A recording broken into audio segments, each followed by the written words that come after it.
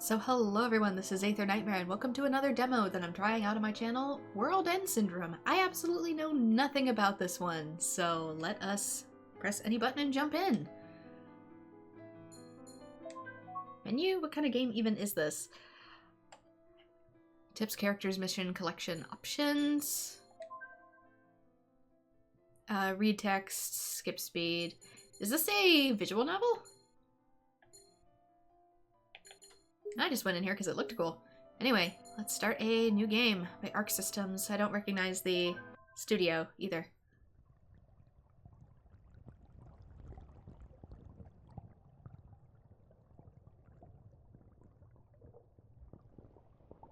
But I have a ton of demos to get through on my channel, so let's work towards that, shall we?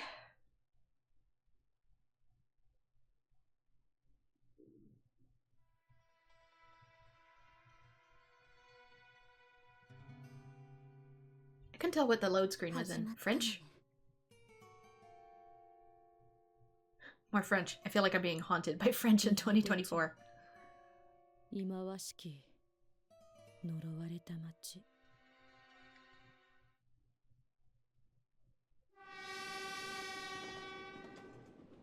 June 1st.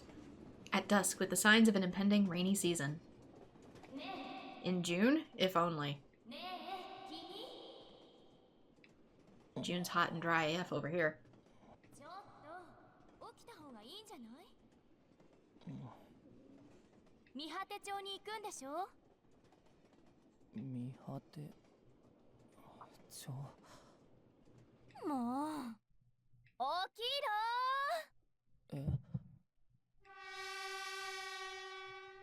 Why am I asleep at the train station? Why is this random woman waking me up? I rub my hands against my sleepy eyes. I feel like I'm still swaying in a dream. I don't even recognize where I am. Oh, I'm sleeping on the train.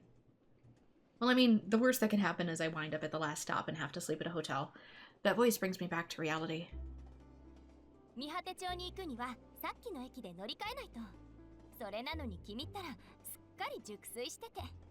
Okay, so I get off this one and get on another train.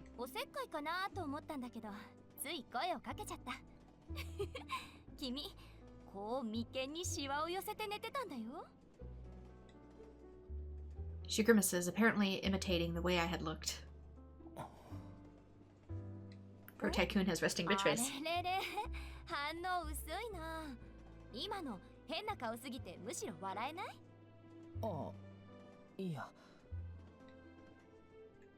My heart's been beating extremely fast. It's not that kind of game, is it? She looks into my face, and I turn away reflexively. My heart skips a beat.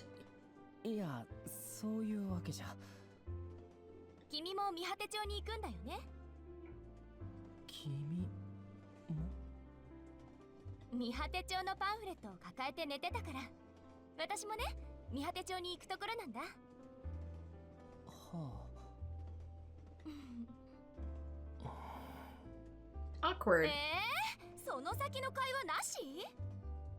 Well, I mean, I'm not obligated to disclose all of my plans to you.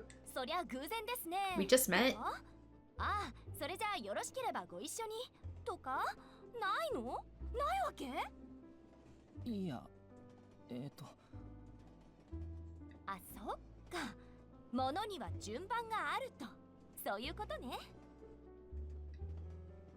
She sits up straight. She wasn't already?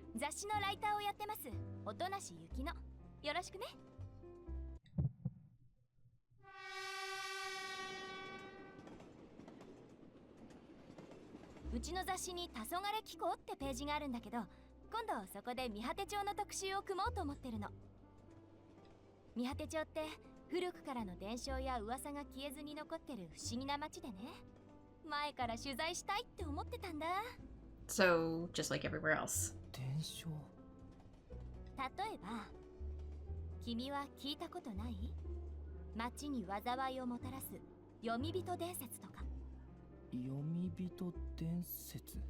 Honey, every town has its mythologies, even big cities.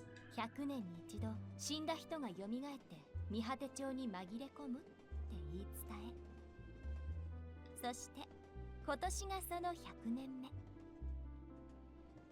This isn't a death train, is it? Have I already died? この死者のことを読み人って言うんだけどね。この読み人が町に存在する限り災いが起こり続けるというの。 Yukino looks into my eyes. I'm unable to say anything in response. Her smile blurs and splits into two, then overlaps to become one again. ただの言い伝えでしょ。That doesn't make sense. What do you mean splits into two? そうだけど、昔の人は大事なメッセージを伝承という形で後世に伝えようとしたの。だから言い伝えには意味のあるものが多いんだよ。伝説や伝承に満ち溢れた見果て帳は時代を超えた思いを抱え込んでると言ってもいい。人知を超えた何かがあるかもしれない。私はそれを記事にしたいの。 Oh, it may be something we think we know about. Something beyond what we think we know about the world. That's why I want to write about. なんて、そんなこと言われてもポカーンだよね。私、さっきライターだなんて偉そうに言っちゃったけど、本当は駆け出しもいいところ。これが初仕事なの。だからすっごく気合い入ってるんだ。私の書いた言葉を顔も知らないみんなが読んでくれるんだよ。 Yeah, the text isn't perfectly synced. 一生忘れない仕事になる気がしてる。そう。なんだか私喋りすぎだね。君が相手だとなんでだろう、止まらなくなっちゃうな。 She'd probably talk anyone's ear off, not just mine, considering she's just randomly telling everything to a stranger. ねえ、君はどうして見果て町に行くの？ She points at the brochure in my hand. 僕は Her eyes bear down on me again. Embarrassed, I quickly turn away. 見果て町の高校に転校するんだ。親戚の別荘があるから、そこを自宅代わりにして。And we've just revealed that we're rich. 別荘を自宅代わり？変わってるね。もしかして君一人？家族はどうしたの？家族。まあいい。 And alone. 初対面なのに失礼だよね。で、それにしては荷物が少ないけど。あ、 Just the emotional kind. あまり好きじゃないから。部屋とかも殺風景なタイプね。そうだね。それ良くないよ。 Why the hell not? I'm allowed to be a minimalist in my own house. Thank you, Yukino. 自分の部屋に物をあまり置かない人ってさ、いつでも消えることを考えてる人なんだよ。 Maybe that's my goal. Maybe that's why I'm moving out to the country. いつでもそこから立ち去る準備ができてるの。立ち去るのはその部屋からかもしれないし。 I mean, that is part of the reason I don't like to keep a whole lot of stuff, because I've had to move so many times. この世界からかも。逆に部屋を自分の趣味でいっぱいにする人は生命力に満ち溢れてるんだよ。好きなアイドルのポスターとか家族の写真とか。 Who's to say that my interests don't just lie elsewhere instead of clutter? Not everybody expresses themselves purely through capitalism. Thank you. 君、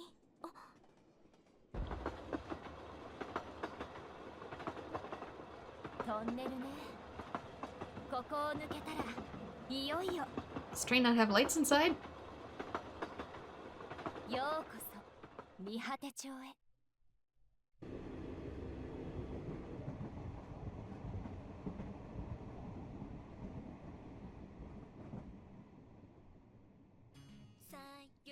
Wait, you made it seem like it was going to be so small. This is a whole ass city.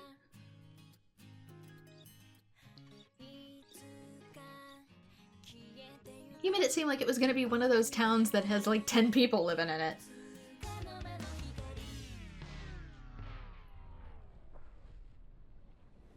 And the intro goes bye-bye. Maybe they can't have the whole thing in the demo. Because I'm holding the controller in such a manner. I didn't bump shit. There is a small square past the ticket gate. Actually, this place is really cute. The area in front of the station is more open than I expected. A few students and businessmen are coming to the station. Yeah, this town is adorable. ここで僕の新しい生活が始まるのであった。 I turn around to see Yukino standing nearby. 雪乃さん。お、ちゃんと名前覚えてくれたんだ。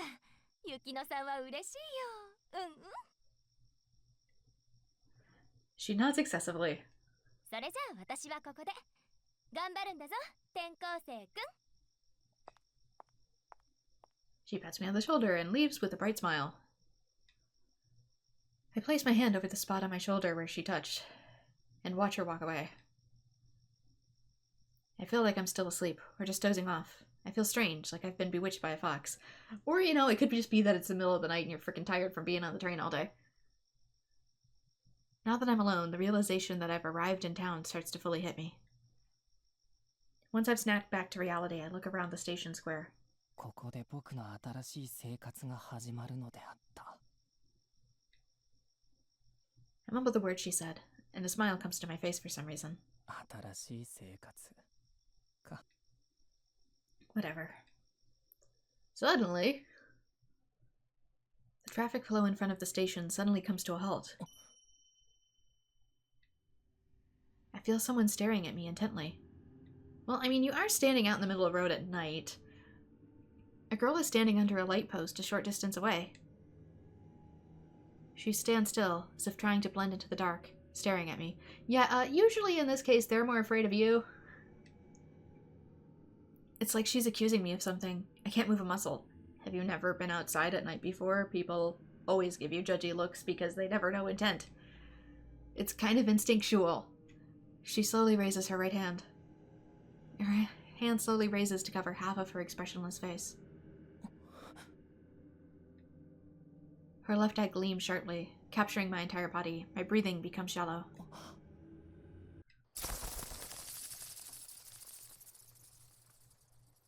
I'm sorry, I'm used to living out in the country and I'm supposed to be scared by bats.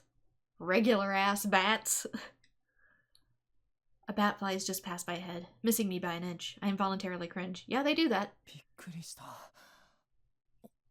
あれ? When I look back at that lamppost, the girl is gone, as if she'd never been there, or had been a mirage. What the hell was that? Someone who lives in town? Also, the bats fly so close to you, probably because you have a mosquito heading your way and they eat it. So, bats actually doing you a favor. Say thank you to the bats. When I look up at the sky, the stars are already shining above me. Evening falls on the town. It's slow, as if the entire world is winding down. こんな世界。 What's messed up about it? こんな世界。 Pretty as hell. 終わればいい。 Dude, if you don't like it, trade me. I would live here. Holy crap.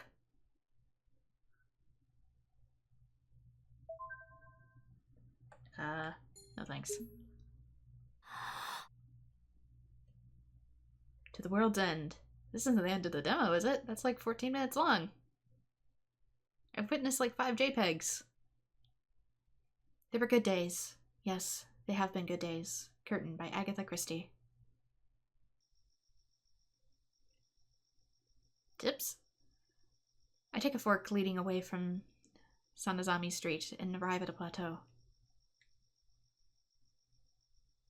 I eventually see a building draped in the darkness of the evening. This is my uncle's mansion. Oh, I wonder if it's possible to die, and that's why it gave me the save. This will be my home from now on. It's a little large for one person to live in alone, but I'll get used to it.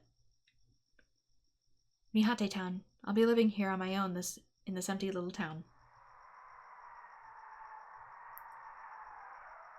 Heck yeah, sign me the heck up! For a moment, a strong breeze brushes my cheek. I turn away. Oh no, town might be a little haunted. Okay, I plant sage and rosemary and call it complete. The sea enters my view. And you get a seaside view? Bruh!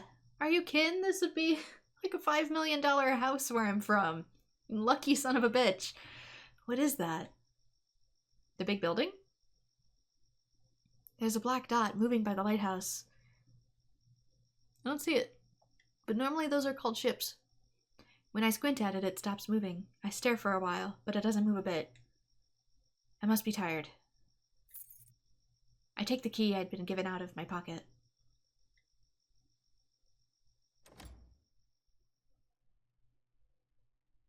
When I open the front door, I find myself looking into a fairly large entryway. I step inside to take my shoes off, and discover another pair of shoes already lying there as if unceremoniously kicked off. Yeah, about that. Squatters are a thing. Make sure to always lock up your properties and come visit every now and again. It's a pair of women's pumps, I suppose. They must have been left behind by a previous visitor. Always check your house. I place my own shoes neatly along the wall and look around the dim room. I grope for the light switch along a nearby wall. There it is, right next to the front door. I find the switch and flip it on. Whoa. The living room is quite large, but that wasn't the reason for my reaction. Are you gonna call it tacky? Because I actually think it looks kind of nice. I don't know how that chair would fare on my back, but there's trash everywhere. Potato chip bags, empty bottles, and fashion magazines I can't read are scattered on the floor. Oh, yeah, it doesn't show it in the image, but you've had a squatter, my dude. The woman who used this place previously must have been a world-class slob.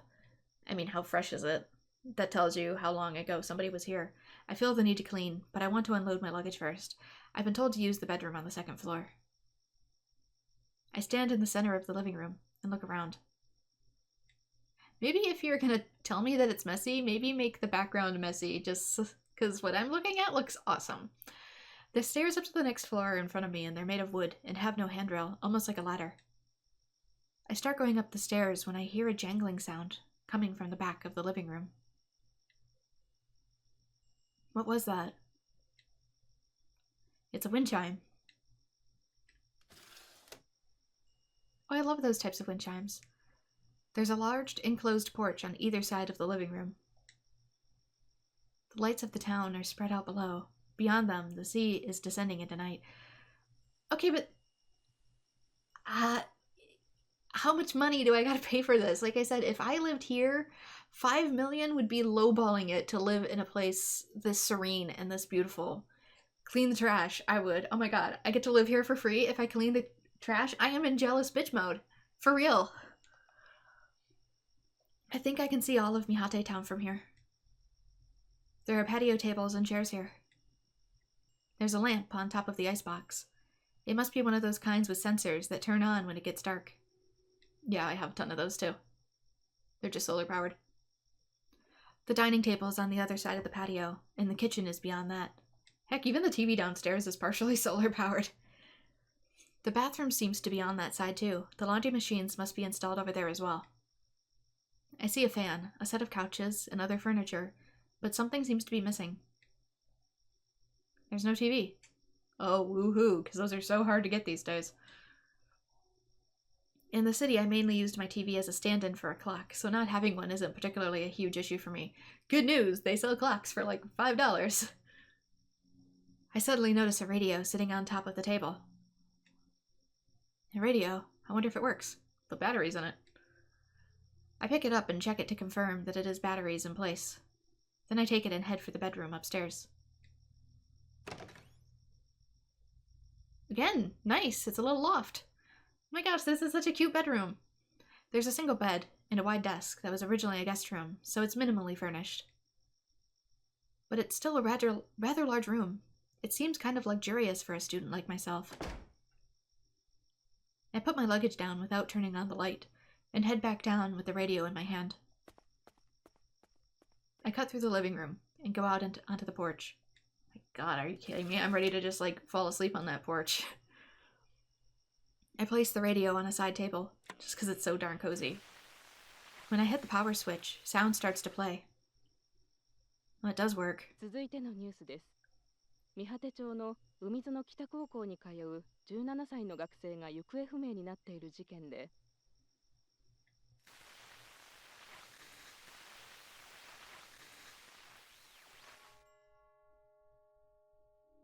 闇人よ、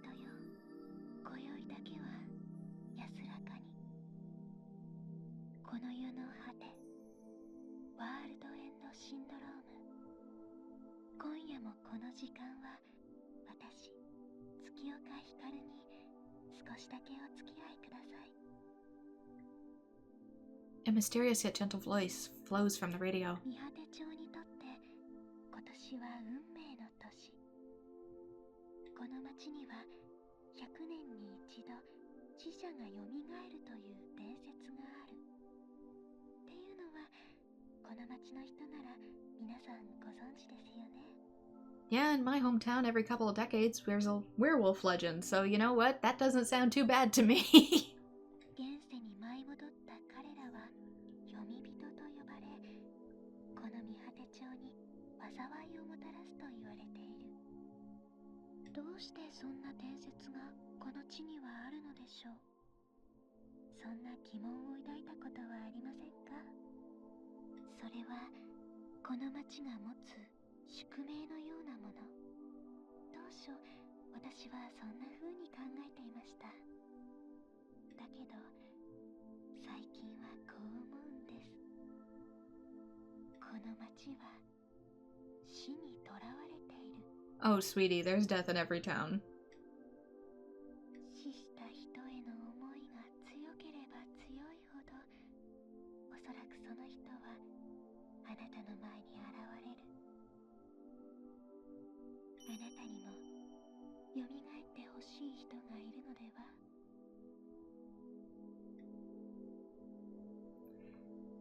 The Yomibito legend.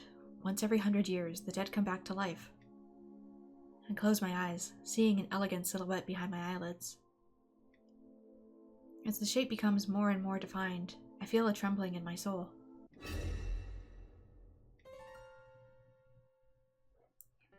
Ooh, I don't think the fan was on before, was it? I feel someone peering at me from the dimly lit space outside the open window. I squint into the darkness.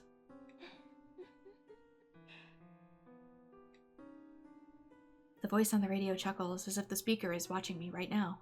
I mean, it could be. Shortwave radio is a thing. I actually have some headphones in my room that do that broadcast the TV signal into a really shortwave radio signal that goes into my headphones so I can, do stuff at night without bothering anybody. But the thing is, if somebody was tuned into just the right station, if they drive past the house, all of a sudden they would hear, for just a briefest of moments, whatever the heck is on my TV, whether I'm watching TV, whether I'm playing a video game. So I had to suspect, while living downtown, that a couple people probably passed by my house with their car radio and just randomly heard Mario music in the middle of the day. Oh well. 信じちゃダメ。死を追いかけてはいけない。死を追いかけてはいけない。追いかけては。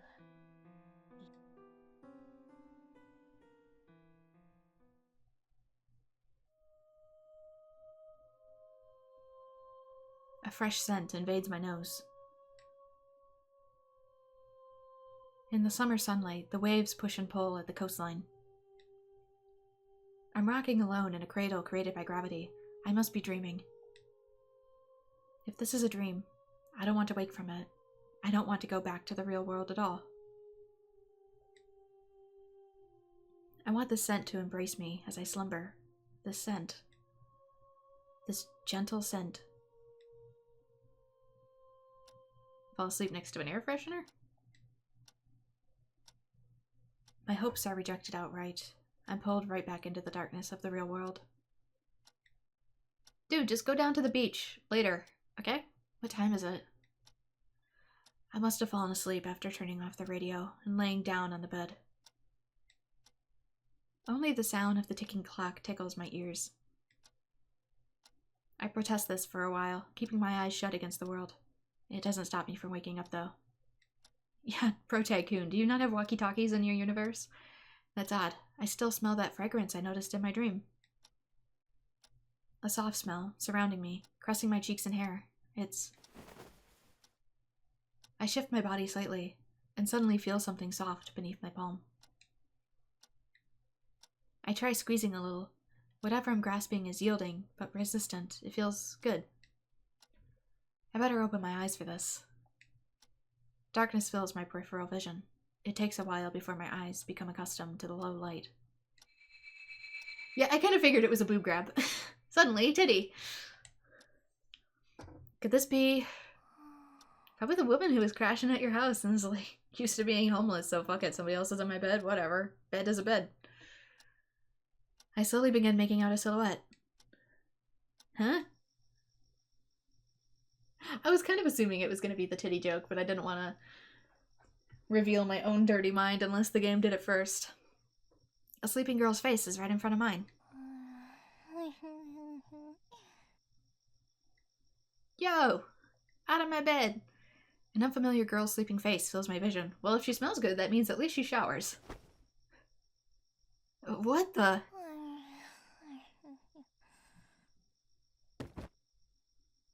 I roll off the bed and jump right up.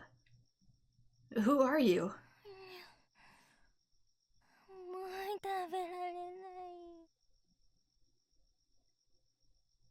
This is such a cliche. It is, but also, there is a woman who has broken into your house. Maybe react appropriately. Titty ain't that distracting. Who is this girl? This is a mystery that will have to be revealed in the morning. I lean against the wall and try really hard to return to my dream. What the fuck? Pro-Tycoon! No brain! Hello? Fine, I will this time, just in case. Just in case I die.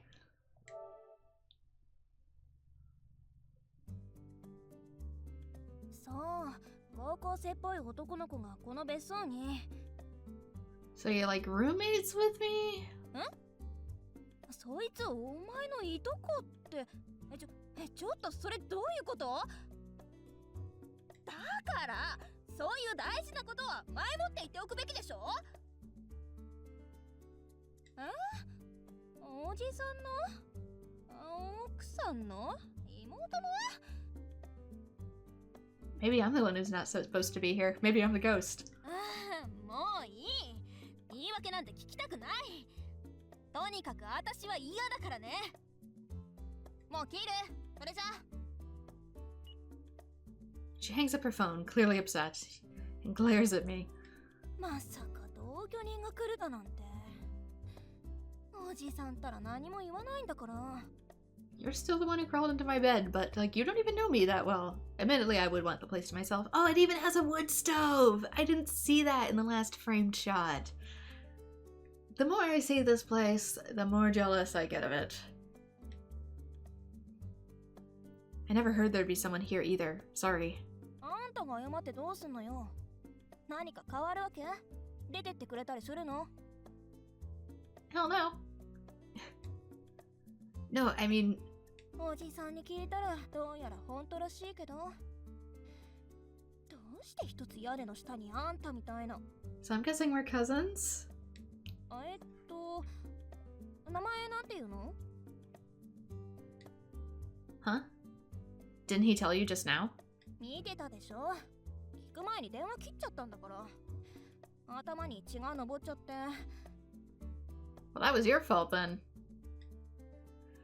She's really short-tempered. ほら、名を名乗れ、この弱い男。 She's the one who creeped on me. But I can see myself getting a punch to the face if I tell her that. My name is... it actually has me fill it out. Do I do last name, first name, since this is a Japanese entry form?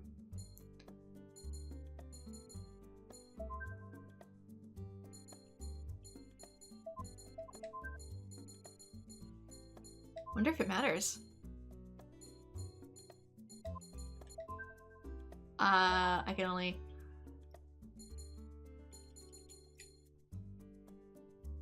Okay. Actually, since they localized it, they probably changed it.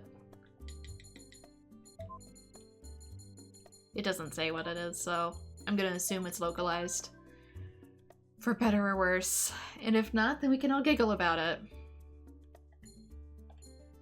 How do I... confirm?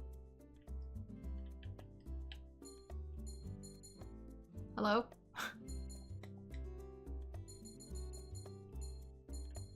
Maybe I need to... No. Oh, there we go. I'm like, how do I get over there?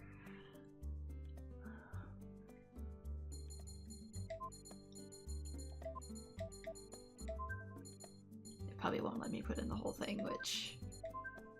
Yeah, I'm just gonna have to go with night.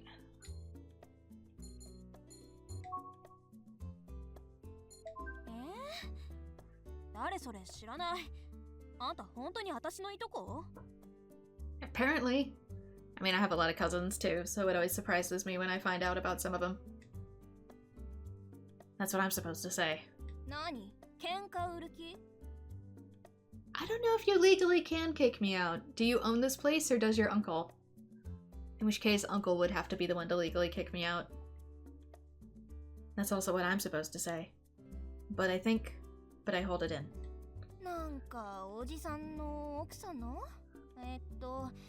愛人の妾だなんだって言ってたから、遠い親戚ってことなのかもしれないけど。Yeah, sounds about right. That's not really what he said, is it? 何よその反抗的な態度。 Apparently I was here with my parents about 10 years ago. 10年前？あ、なんかそんなことあったかも。確かおじいちゃんが亡くなった時に。 Grandpa left a sweet house. Yeah, and I was still little, so I don't remember much. There was a lot of relatives, and us kids were playing. そんな記憶ちょっとある。 Yeah, but that's a very vague description. Oh, kids playing at a house? I just dropped the remote and it went completely under the desk. Goodbye.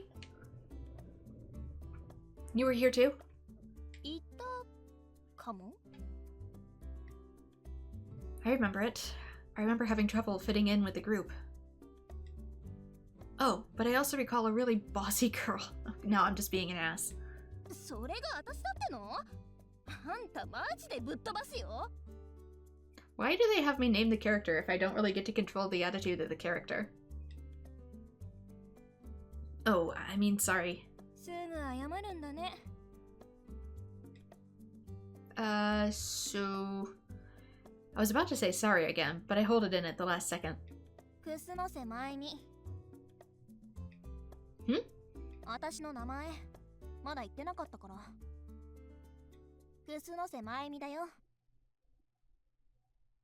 Yeah, they're automatically localized, flipping it.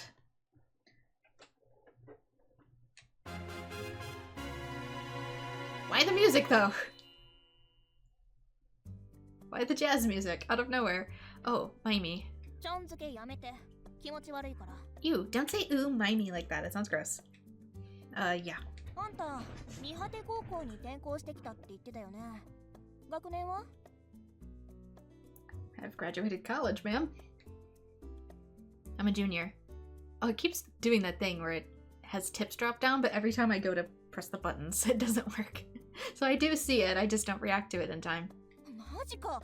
私と同じじゃん。 So I'm assuming junior in like high school, which would make us 17. Oh, so we're the same age. Nice to meet you. Approximately, depending. When I was a junior in high school, I was actually 16. Because I was a year ahead of everybody. No, I mean, if we're in the same grade, I'll feel better with you around, Miss Mimey. Then what do you want me to address you as? Mammy? Maymay? My? Just Mimey. Okay, we're on a friendly basis, so we're dropping the chans, or the sans. Knowing her, she'd be a sama type of person, but apparently we're going into full-blown friend mode, which ironically most of the time they find rude, but you're weird. With a cousin like you around, Mimey.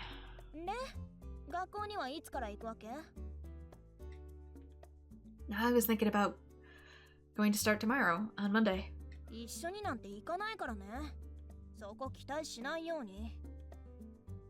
not like I'm gonna walk the same direction as you, Baka. I won't.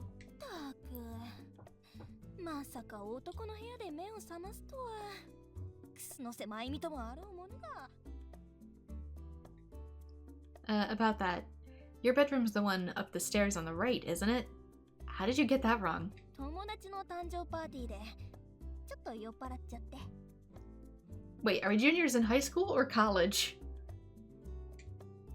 Because that's a totally different age range. What? You drank alcohol? バカ、飲むわけないでしょ。騙されてさ。あれ、なんていうの？ウイスキーボンボンって言うんだっけ？ You don't get tricked into a whiskey bonbon. Those things burn, dear. お酒入りのチョコを食べさせられて。私めちゃめちゃ弱いんだ。It doesn't matter if you're intolerant. There's not a high enough alcohol content in chocolates for that to even matter. 頑張って家に着いたところまでは覚えてるんだけど、そこから先の記憶がない。The amount of alcohol that's in that chocolate, that's like saying you got high off somebody else's vape 5 feet away. No, you didn't. Sounds like you were wasted. How many did you eat? 一つ丸々。One? Just one? Don't make me do the ER thing where we always have to assume whatever patients tell us, triple it. だから何度も言わせないでよ。弱いの。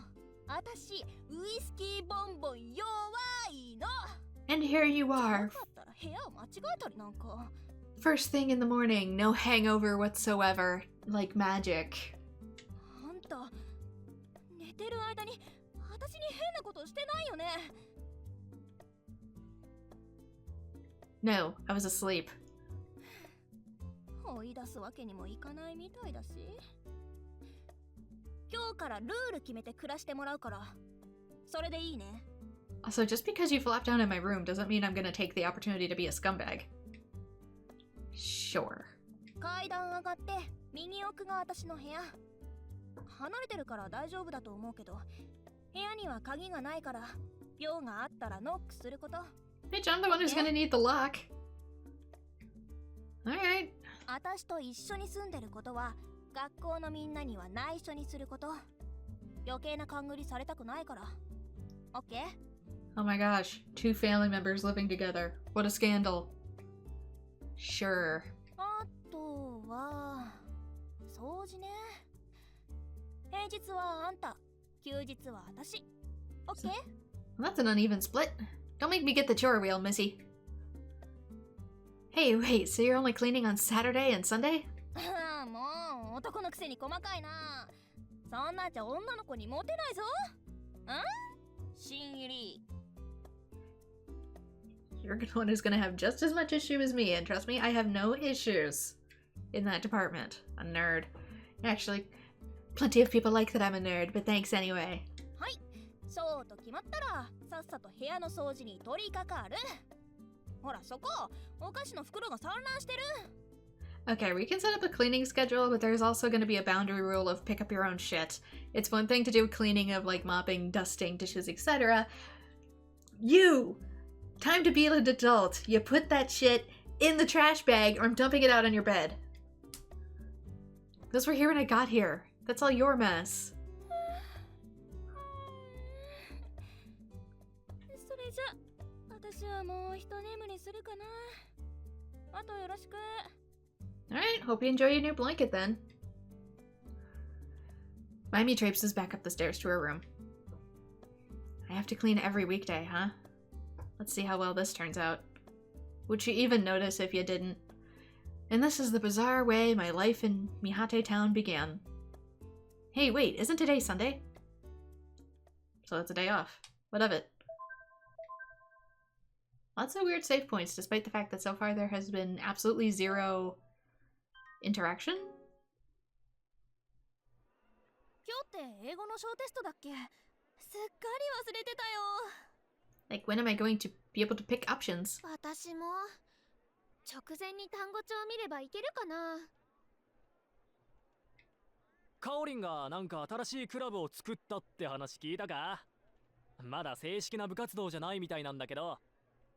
民族学研究会とか言ってたか？あの先生と一緒にいられるだけで得だよな。どんな活動するのか知らねえけど。起立。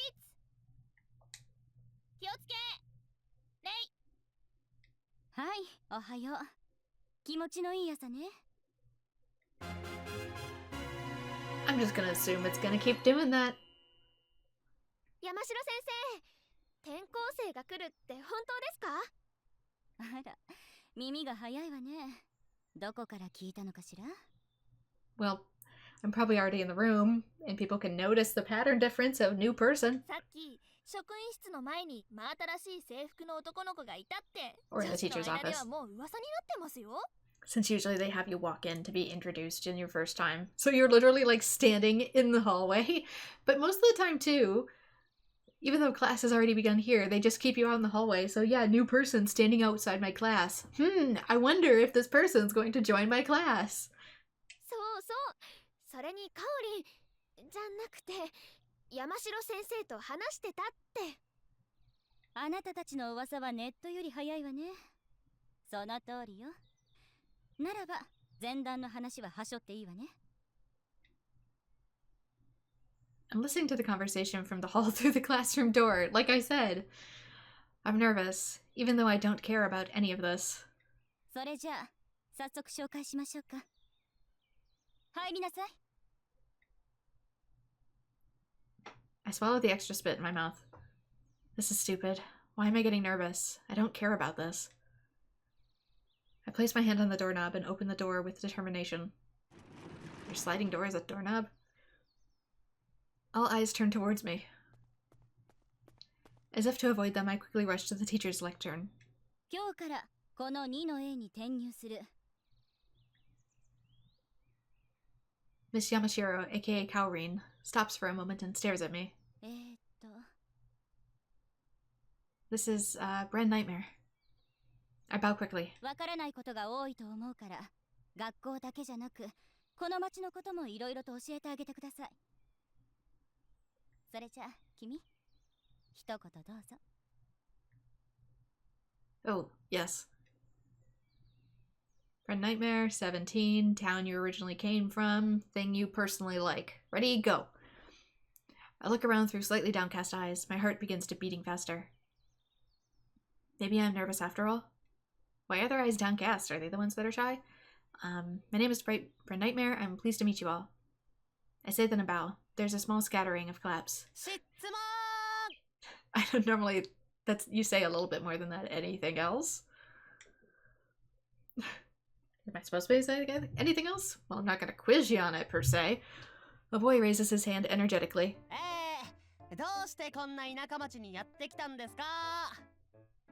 I got a free sweet house. 家庭の事情に決まってるでしょ。それじゃあ、あなたの席は窓際の。 Of course I am, because I'm Protag-kun. Where else would I sit? ちょっとカオリンそりゃ冷たいわ。 How you know you have protagonist syndrome? Where you sit? ちょうど今、わめいてる男の子の隣よ。 Also, they get away with calling their teacher Kaorin, which is not only a first name basis, which is a big no-no with teachers, but they also nicknamed her. ああ、ここなの？ああ、そう。 Which is an even bigger no-no. ここだって。ここ。 Trust me, you do that in any actual Japanese classroom, you will get all the students just looking at you like, ooh, someone's in trouble. You gotta be kidding me. What about? He seems friendly enough. The entire classroom burst into laughter. This boy must be the class clown, or perhaps the troublemaker. Was the dyed hair and the ear piercings not enough to go by? I bow again and make my way to the back of the class. The other students throw me curious looks. なあ、転校生。 Now you're just new, man. このクラスで超ラッキーじゃね？ Is that right? He starts talking to me as soon as I sit down. だってカオリンはこの見果て高校の超絶マドンナだからね。見ろよあの美貌。 Well, I was curious if her uniform was even, appropriate for school regulations, but with his encouragement, I take another look at my homeroom teacher, Miss Yamashiro. 一緒の空気吸ってるだけでなんていうの？この男の欲望を浄化していくっていうの？ Please get a hobby, sir. Masculine desires? ちょっとアサギ、超うるさいんだけど。いやらしい。不潔。Please find another outlet besides creeping on your teacher. Please and thank you. なんだよ、コミュニケーションだろ。転校生にいろいろ教えてやってんだろうが。たく。俺、浅木健介ってんだ。よろしくな。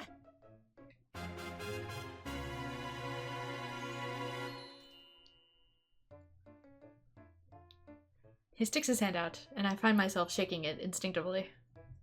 浅木くん、おしゃべりはそこまでよ。授業に入ってもいいかしら。いらんございません。 Class ups again. I guess he is the class clown. それじゃあ教科書の49ページを開いて。先週の続き。古墳文化において重要とされる自然信仰と御陵信仰の結びつきは。 Sound of Miss Yamashiro's writing on the chalkboard fills the room. I feel everyone's attention shifting from me. It's sort of a liberating sensation. Is there some meaning behind my being here? The lukewarm wind of June blows from the window. Lukewarm? If only. I slowly close my eyes and focus on the sensation of the wind on my cheek. At that moment, I wonder if we're like super far north then, if it's lukewarm, because Japanese summers are hot AF. We have the same summers, that's how I know. I feel that sting of her freezing cold gaze hitting me from the opposite direction. From the back of the classroom, by the door, a girl is staring at me with a strong and shiver-inducing glare. Huh? It's only for a moment. She suddenly turns to face the blackboard. So she's curious about me, whatever. It was like she was looking directly into my heart. I've been stabbed by that glare once before, the night I arrived in this town. My heart begins to pound even harder than when I was standing at the lectern earlier. Or maybe she just has a crush on you, dude. Congratulations. Class Tsundere.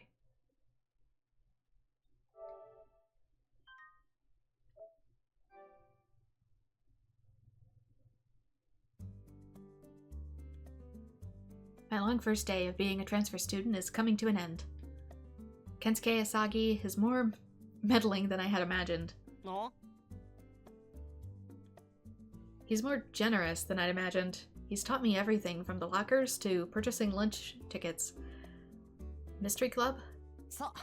正式な名称は民族学研究会。来年の正式発足に向けて、山城かおりんが何名かの生徒に声かけて進めてるんだ。The Tribal Studies Research Club. There we go. Thank you. Oh, this is what this does when I nab it in time. I saw it out of the corner of my vision. A club formed to research mysteries, formerly known as the Tribal Studies Research Club and supervised by the social studies teacher Kaori Yamashiro. This club is yet to be recognized as an official school activity, and Miss Yamashiro established the club as a pilot program in the hopes of getting it officially established next year. Miss Yamashiro is personally recruiting new members. Okay, so that gives me more details on stuff. If I have bad reading comprehension, I guess. That's weird. Wouldn't it be the tribal club? それがさ、どんな活動 Instead す of る the の mystery か club? 誰もよくわかってねえんだよ。この世界の謎を解くみたいな噂もあってさ。まるでミステリー研究会。Mystery research? So it's mystery club for short. そういうこと。カーリンは日本史の先生なんだけど、専門は民族学らしいんだ。民族学って俺全然知らねえんだけどさ。Really old indigenous customs, maybe? We have tribal studies like that around here. You said Miss Yamashiro is recruiting people for the club. Does that mean she's not accepting applicants? そうなんだよ。まあ、俺ら男子からしたら、カオリンのポンキュッポンは魅力的なわけで。Actually, at my college, they had a joint program with the radio club so that they could broadcast their lessons over the FM radio waves. 普通に募集したら入部希望者が殺到しちまうからじゃねえの。それにほら、今やあの人、時の人だからさ。That way more people could attend or listen into lectures if they chose. It was a cool idea. I personally liked it.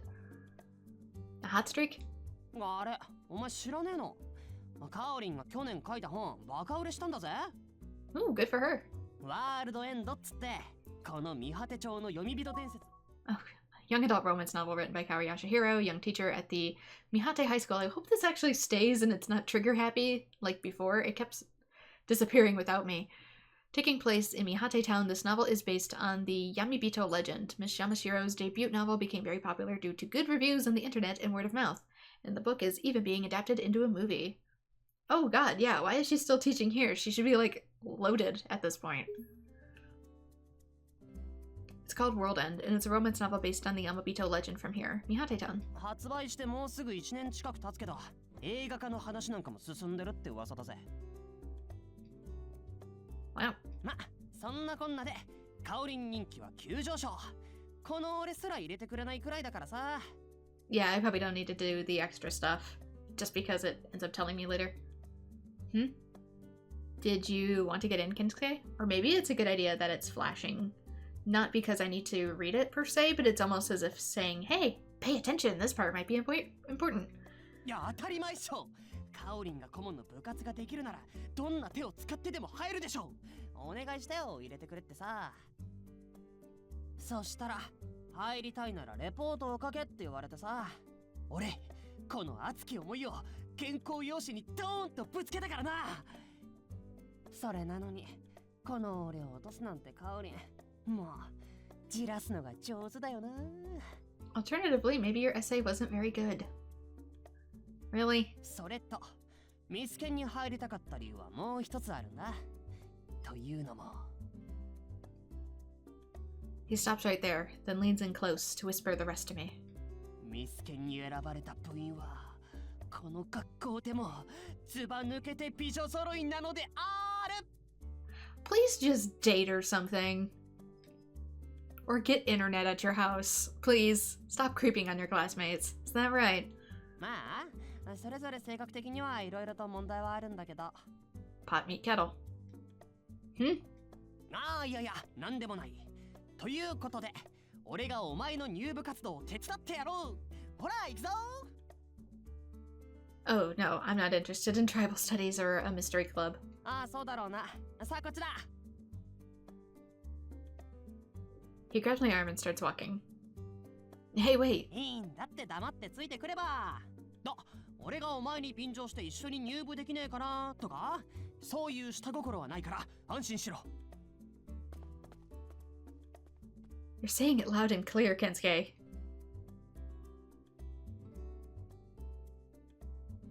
Kensuke forcefully pulls me along, and we come to a building concentrated with the specialized classrooms. ほら、ここな。ミスケンの部室は社会科室の横の部屋を使ってんだ。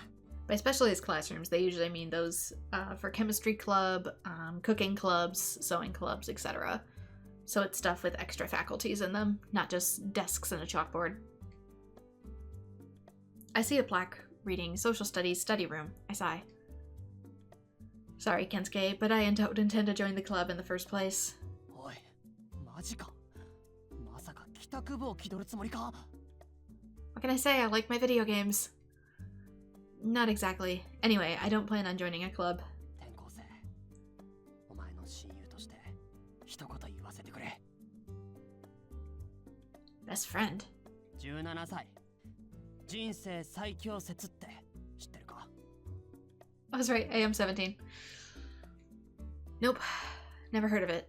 よし、じゃあ説明すると長いから話をはしょる。まあそういうわけで、お前は今人生最強である17歳を迎えている。 We have an urban legend like that here too. It basically goes, whatever day of the month that you were born as, so like the 1st, the 2nd, the 10th, the 31st, whatever, that will correspond to the best year of your life. So if you're born on the 15th, then at 15 years old, that'll be the best year of your life. It's just an urban legend, but it's something that's really popular here. その人生最強の17歳であるお前が帰宅部などという不毛な決断をしては絶対にならない。以上だ。分かったなら一度見学してみろ。話はそれからだ。行くぞ、相棒。 Which really sucks for people with the lower digit numbers, but I digress. No, wait. Kensuke reaches for the door. 私の部に興味を持ってくれたのかしら？ I mean, I got dragged here, so you might as well tell me about it. Her voice sticks in my eardrums, and a pleasant fragrance sticks in my nose. 迷える転校生くん。 You guys have got to use lighter perfumes. カオリン I turn around to see Kaori Yamashiro. Oh, hi. 初日から部活巡りだなんて関心ね。最近は帰宅部を選ぶ子も多いのに。 Oh, it's not what it looks like. Kensuke forced me here. And apparently he's covering my mouth. Kensuke reaches around from behind me and covers my mouth with his hand. そうなんすよカオリン。こいつ民族学を学んでみたいなんて目をキラッキラさせちゃって。他のクラブには興味ない。俺をミスケンに連れて行け。なんて強引に腕を引っ張られて、そして仕方なくここにいる次第で。 Please don't go along with it. Adult woman who should be able to see through this. Thank you! ああ、こいつ人見知りなんで。な、そうだよな。な。 Kensuke, what are you... 分かってると思うけど、民族学研究会はまだ部活動として正式に発足はしていないの。あくまで私個人の活動よ。だから部員の募集もしていないの。来年の正式な活動開始に備えて 1,2 年の中から何人か私の方から声をかけた程度よ。 You could have just said that it's full. わかってますって。活動内容はまあいろいろね。この世界の謎を民族学をベースに研究をしていくって言えばわかりやすいかな。な、ミステリー研究会だろ。 So it's a conspiracy club from a different point of view? ミステリー研究会だと遊びのサークルみたいでしょ。学校の許可も下りにくいし。なので民族学研究会、略してミスケン。略称なんか何でもいいわよ。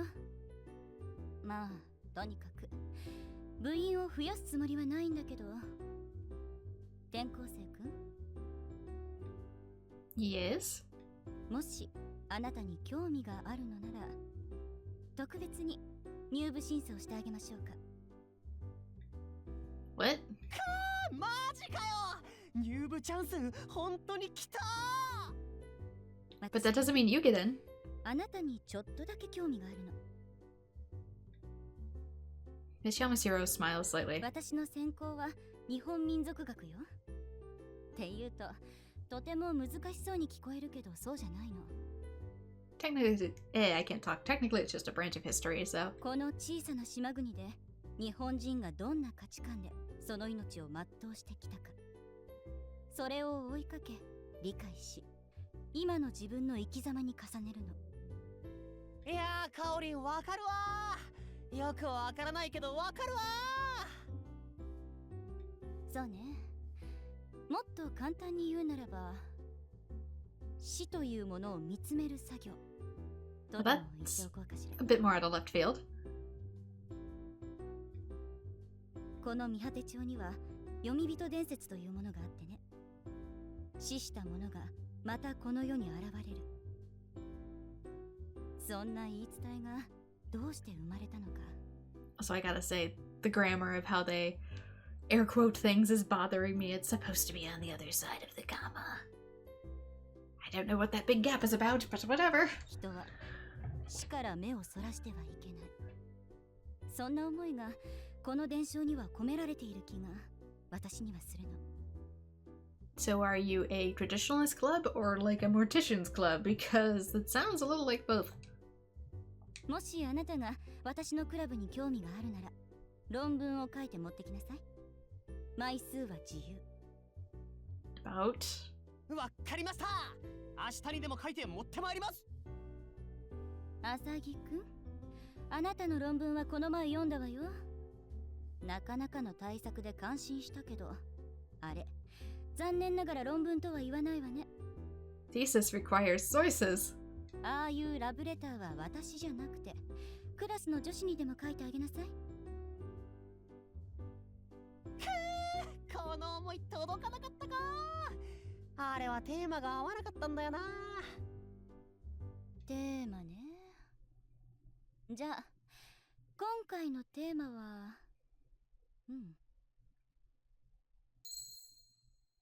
あなたが何でできているのか。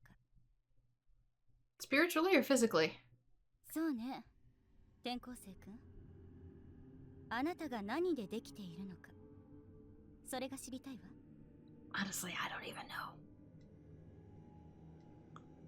what I'm made of. I'm just a ball of trauma responses, ma'am. I don't know how to answer that. I feel a piercing sensation in my heart. What am I? もう部員は増やさないはずでは。 Oh, Tsundere. That girl from class. The one who stared at me. Or so I thought. ミウさん、教室から資料持ってきてくれた？はい。君、彼女とはもう話したのかしら？同じクラスの天野ミウさんよ。 Oh, no, not yet. Not yet, not the intro thing again! It's so out of place. I lower my head slightly as if to say hello. There's a part of me that wants to do like a Smash Bros style intro. Introducing Mew! Anyway. But Mew seems to have no intention of making eye contact with me at all. なんか変な空気だな。 I'd also maybe like to increase the text speed just a little bit. ミウさん、民族学研究会は私の個人的な活動よ。彼が部員になるかならないかは私が決めるわ。その前に彼にその気があるかどうかだけど。それじゃあ転校生くん、楽しみに待ってるわ。 Yay, more homework for a club I don't want to join. It's called not doing it and then not caring about it later. Just say, you know what, I changed my mind, so I decided not to join the club. I'm sorry for wasting your time, but thank you for the opportunity. And then you drop it and never discuss it again. She smiles slightly again, and then goes to the study room with Miu Amana. Again? I don't understand the point of saving when there is no options that I can mess up. Most of the time with visual novels, you get a chance to save wherever the heck you want. So you can save right before decisions. Anyway. Once the two of them are gone, Kensuke Asaki opens his mouth once more. アマナっていつもあんな感じなんだ。愛想悪いんだよ。いや、悪いんじゃないな。愛想がない。皆無。すっげえ性格悪いか、ひねくれてるか、またはねじ曲がってるかのどれかだな。Those are all some pretty serious slanders. 俺はパッと見ただけでそいつの性格がわかるんだよ。あいつはそういうやつだ。Well, then maybe you need to learn to not judge a book by its cover. それじゃあ私はどんな性格？ Ah, my. まゆみ。 If he says anything short of brat, I won't believe him. ほら、言ってごらんなさいよ。私はどんな性格だっての？落ち着けまゆみ。俺がお前の性格を的確に答えたところで、それが何になる？俺とお前の未来に暗い影を落とすだけだ。 In other words, I have nothing good to say. お前それ、私をディスる気満々だな。だってそうだろう。今さら俺がお前を黙ってりゃ可愛いのに、短期でズボラでガサツな残念女子と言ったところで、一体誰と。 Oh, so you make a mess of here too. And way to prove his point. That's one heck of a punch. あんた、こんな男とつるんでるとろくなことないよ。今すぐ縁を切った方がいい。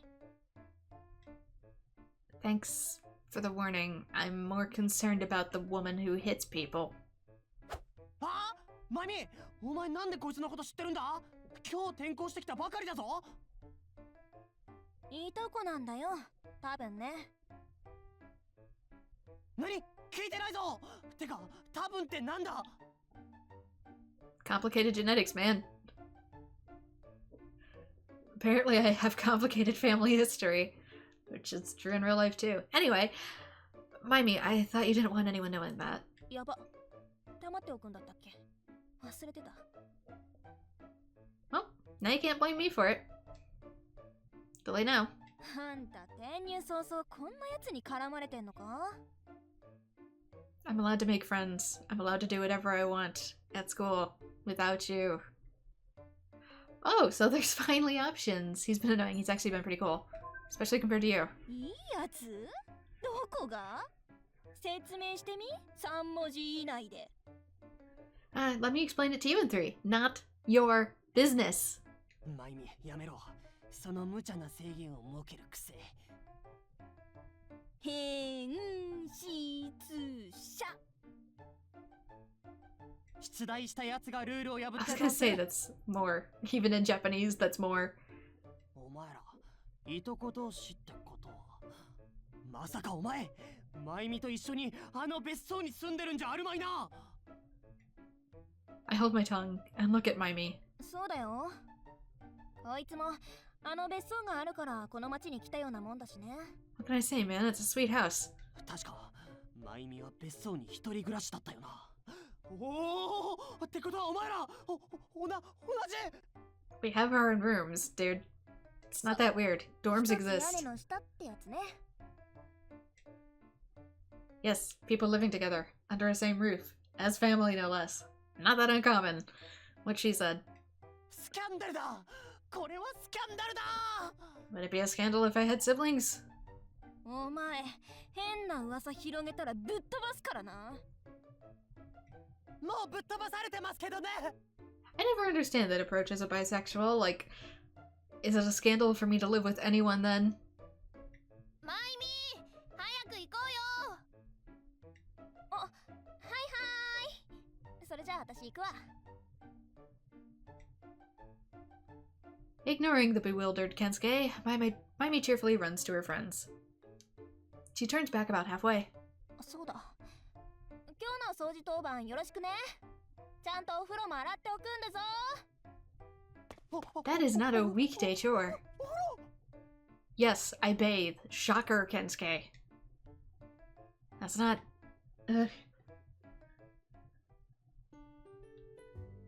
Oh, we have windmills too? I like this town even more. I had Kensuke show me to the library. It's completely separate from the main buildings and looks like a real library. Nice. 教師が書いた本を学校が購入するって。 Isn't it? Oh, wait. I'm so compulsed to read. これって営業妨害か。 Not really, no. And you can have a teacher that wrote a book. World End. The end of the world. I'm pretty sure I've had some teachers that wrote a few books. Actually, I know for a fact that I had an English teacher that did, because he pointed it out. The book seems to be of a notion that Mihate Town lies between Earth and Hell. Somewhere in this town is a gateway to the Yamatsu Hirasaka. Huh. We have a tree like that in our town. It's supposed to be like a portal to hell or something, and yet it's actually a very pretty spot. Yamatsu Hirasaka. It's a hill leading from the living world to the world of the dead. It's said to be in the west. According to what? Of just the whole town? In our case, the tree is actually in the middle of the town, but there's also a forest in the middle of the town. It just sort of wraps around it. The radio. お前知らねえのか。月岡光のラジオだよ。ワールドエンドシンドローム。今年の春から始まったこの町のローカル番組なんだけどさ。Yeah, like I said, our town does that too. I mentioned that earlier with the indigenous studies. カオリンの出した本の影響で始まったらしい。ワールドエンドブームはついにラジオ番組まで作っちまったってわけだ。Oh, that program. I think I heard it the other day. 月岡光のあの声、たまんねえんだよな。ワールドエンドシンドローム。なんつってもう興奮して夜も眠れないっての。あの吐息のようなささやき、ヘッドホンだと耳元に息を吹きかけられてるような錯覚に陥るんだよな。月岡光、絶対いい女に違いない。 Sir, please get internet at home and stop bothering people, please. You can get your fill on the internet. Must be, you mean, you've never seen her face? 本人の希望で露出は NG らしいんだ。でもそこがまたミステリアスっていうかさ、想像をかきたてられて、ああ、たまんね Is she maybe sick or disabled and so does all of her lessons online? Aren't you being too quick to judge based only on her voice? 見くびるなよ転校生。俺は声を聞いただけでも性格を把握できる。これは天が俺に与えた力だ。ギフトだ。No, I'd call that being normal, actually. You get more from a person's voice than you do anything else. I see. いや、しかしカオリンの影響力ったら半端ねえな。ラジオ番組だけじゃなく映画化も決まってるみたいだしな。主演は誰かな。カオリン、俺を推薦してくれねえかな。Pretty sure she's gonna go with actual actors, my dudes. I think the protagonist is a female student, though. 主人公の性別が変わるなんて映画ではよくあることだ。問題ない。Since when? In what movie? Usually that's a pretty big deal. After I have supper, I hurry back to my bedroom. I pull a book from my bag. Mihate Town, traditions surrounded by the sea. I check it out from the library. Again, I love this, like, loft style. I would be afraid that rain would pool up on the windows there, since it looks like there's a bit of the roof peeking out. I would be afraid of rain getting stuck and pooled there, meaning anytime I open it, I get wet or it starts to leak in. But I do apparently have aircon in my room, which is super duper rare and fancy and expensive AF, especially in Japan. I flip to the back cover and find an old black and white photo of this town that seems to have been taken from a plane.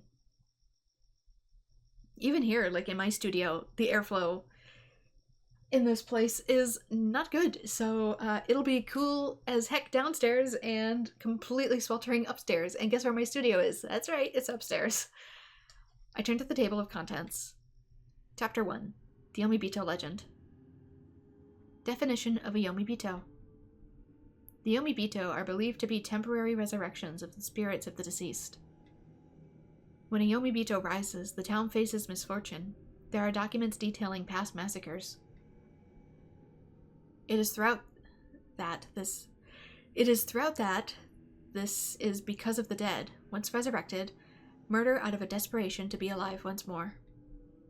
In any case, the existence of the Yomibito poses great danger to the town.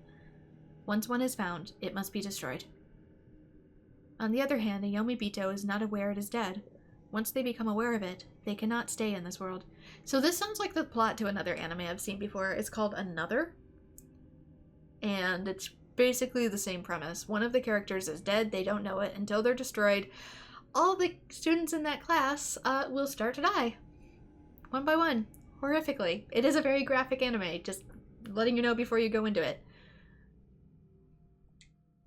Therefore, they also have no recollection of either of their deaths. Which is also true.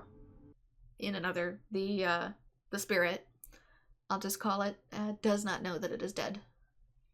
I slam the book shut there. This is nonsense. Just some old fairy tale. I turn off the lights and slip into bed. And honestly, it depends. Like, at what rate does the spirit kill? Because I'm so used to, like, city crime and violence that, like, okay, a spirit takes, like, one person or something every couple hundred years. Whoop-de-doo. Sora?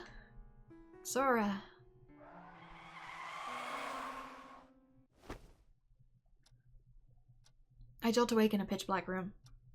I'm assuming Sora the name, not Sora the sky. A dream? I realize that I'm drenched in sweat and wipe my brow. I'm just saying, context kinda matters. Like, oh, the house is haunted, but all that happens is the furniture moves every now and again? Whoop-de-doo. It was the radio. I must have fallen asleep with it still on.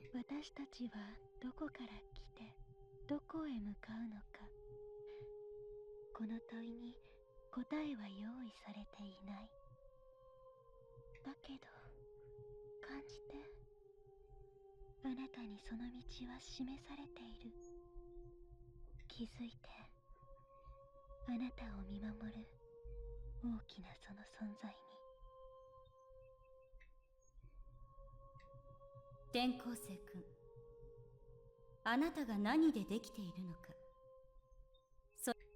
Oops, sorry. I jump out of bed and head to the desk. I take my pen in hand. What I'm made out of. I place a bunch of paper onto the desk and start running my pen along it.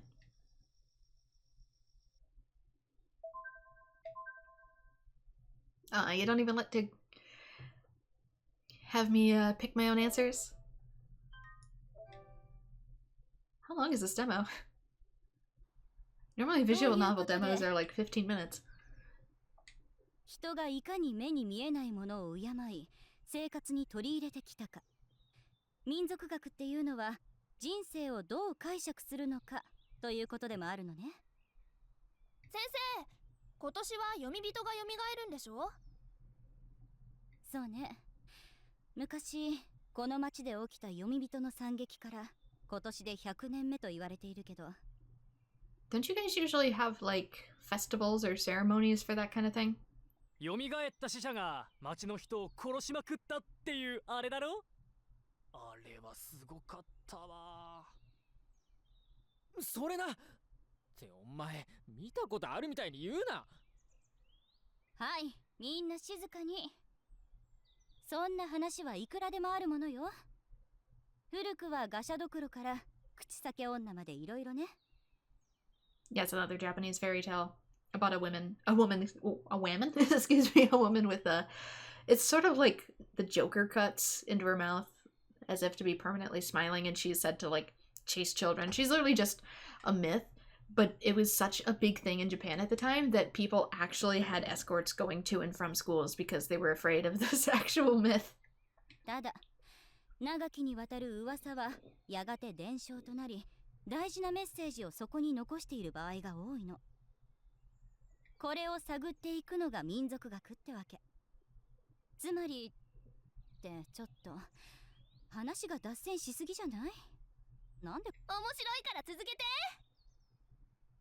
ダメ。はい。教科書63ページを開いて。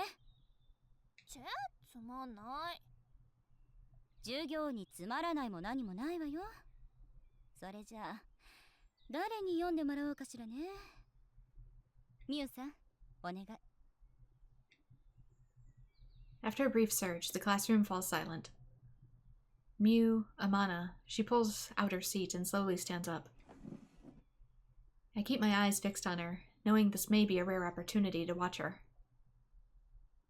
Her lips move slowly. その後、秀吉が掲げた政策は、江戸時代以降の政治体制を作り出す基盤となり、これ以降を歴史学上では近世とみなされる。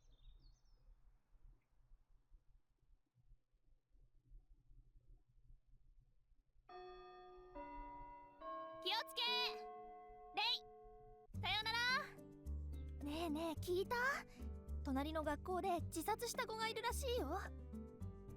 先週から行方不明になってたってあれでしょ？私は殺人事件だって聞いたけど、結局そういうこと？あれって事故だったって聞いたよ。私、友達がその学校にいて。Okay, so the fact that there's multiple schools in this town already tells me it's much bigger than the game initially tried to portray itself as. 結局よくわからないけど、まあうちらには関係ないね。あ、カオリン先生、さようなら。In smaller towns, you usually only have like one school. And even in some super duper small towns, especially in Japan, it's not only just one school, but a teacher will literally have like one classroom and there's like all grade levels depending because there's like 30 students total in like the whole school. はい、さようなら。あら？どうしたの？ That's same with some of the surrounding towns here. They're so small. There's literally like a graduating class of 30 people. Of course, that's more 30 people per class, but still, not that big. I can take an envelope from my bag and hand it to Miss Yamashiro. もう書いてきたの？ Why did I put it in an envelope? Yes. そう、早いわね。って嘘でしょこれ。I'm a speedwriter. Actually, that's true in real life. おお、転校生よ。もうカオリンに怒られてるとは情けない。can read a whole page of text in like 30 minutes or less. Money back guaranteed. It's not like that, dude. なんだお前、すごいな。もう論文書いてきたのか。って、おいおいおい、おいおいおい。Kensuke also looks surprised by the papers Miss Yamashiro pulled out of the envelope. これ100枚くらいあるんじゃない？それを一晩で？ Okay, that is a bit much, even for me. I sort of rushed it, so it might be a little hard to read. Miss Yamashiro stares at me, rightfully so.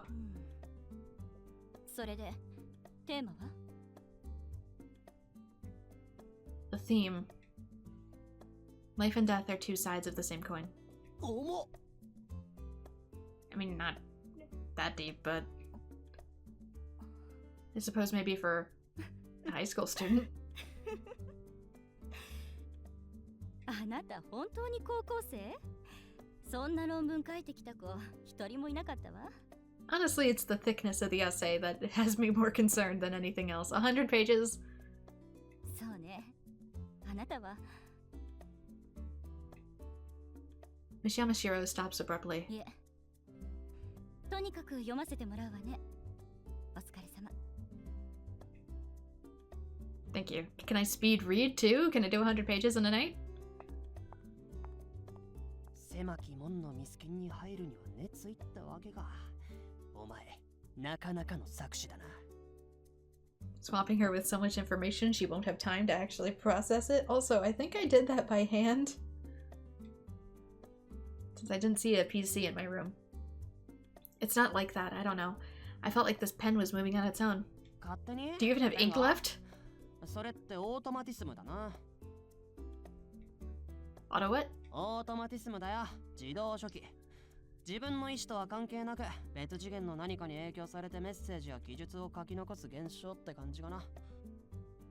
著名な作家や作曲家でもよく書いてた間の記憶がないみたいなことって起こるんだけど、それってまさにこの現象だと思うんだよな。 Yeah, I usually just call that zoning out, dude. Huh. You know about some pretty weird subjects. I was starting to think you only ever thought about girls. 俺にも似たようなことは起こるからな。撮った記憶のない女子のパンチラ写真がいつの間に No, やら that's 手 just 近 you め being の a 中に perv. 映されてるとか。 Kensuke, that's a crime. It is. It literally is. Phone now. バカ冗談だよ。つい先週カオリンが授業で言ってたからさ、それを思い出しただけ。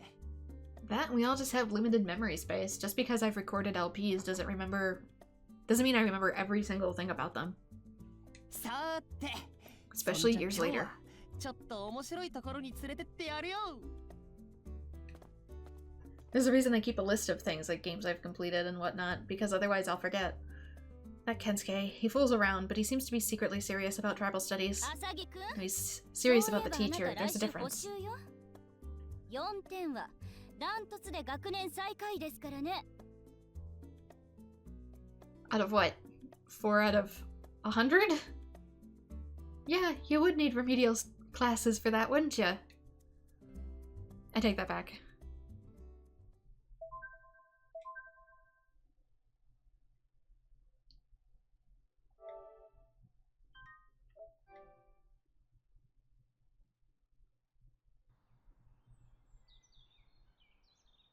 A few boys and girls are hanging around by the school gate. To be exact, 4 boys are surrounding a single girl. That sounds bad. As I tried to pass that group... やめてください。そういう顔も可愛いな。ねえ、どこか遊びに行こうよ。君、新入生だよね。カラオケは？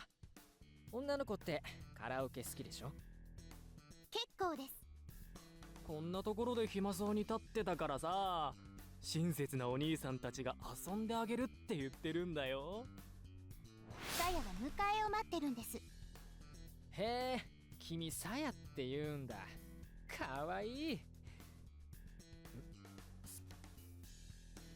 Seems like a bunch of older boys are harassing a freshman student. I'll say. The girl looks distraught. The laughter of the male student stings my ears. ほら、なんなら勉強教えてあげてもいいんだよ。Literally don't ever do this. One of the boys grabs the girl by her wrist. やめて、手を離しなさい。 Throw hands! だってかわいい。 Do it Detroit style. Throw hands. Trust me, it works. I've done it. Hey, Kensuke. もうなあ、放っておけ。 I should... I hate that kind of shit, so... What are you doing? If you don't throw hands, I will. なんだなんか言ったか You got wax in your ears? I asked what was going on. 話しかけちゃったよ。参加しちゃったよ、おい。 What? Am I doing something wrong? まずいも何も、ほら、触らぬ神にたたりなしって言うだろ。 Is that the right expression you're even thinking of? That doesn't make sense here. おいお前ら、何見てんだよ。あっち行けよ。俺たちに言ってます？そうだよ。お前ら2年坊だよな。うわ、こいつら高3かよ。 And? いや、ようだなんて。ナイスよ。ナイスナイス。ナイス to meet you なんつって。 At this point, we're like 17. 18 and 17 isn't like a huge gap. It'd be one thing if we were still in junior high. Then okay, I can see looking up to a high school senior and being like, oh god, they're so much bigger than me. But nah, man, we're almost all both fully fleshed out and grown. くだらない。 No kidding. お前ら、いいからさっさと消えろよ。俺たちはこの子に用があるんだからな。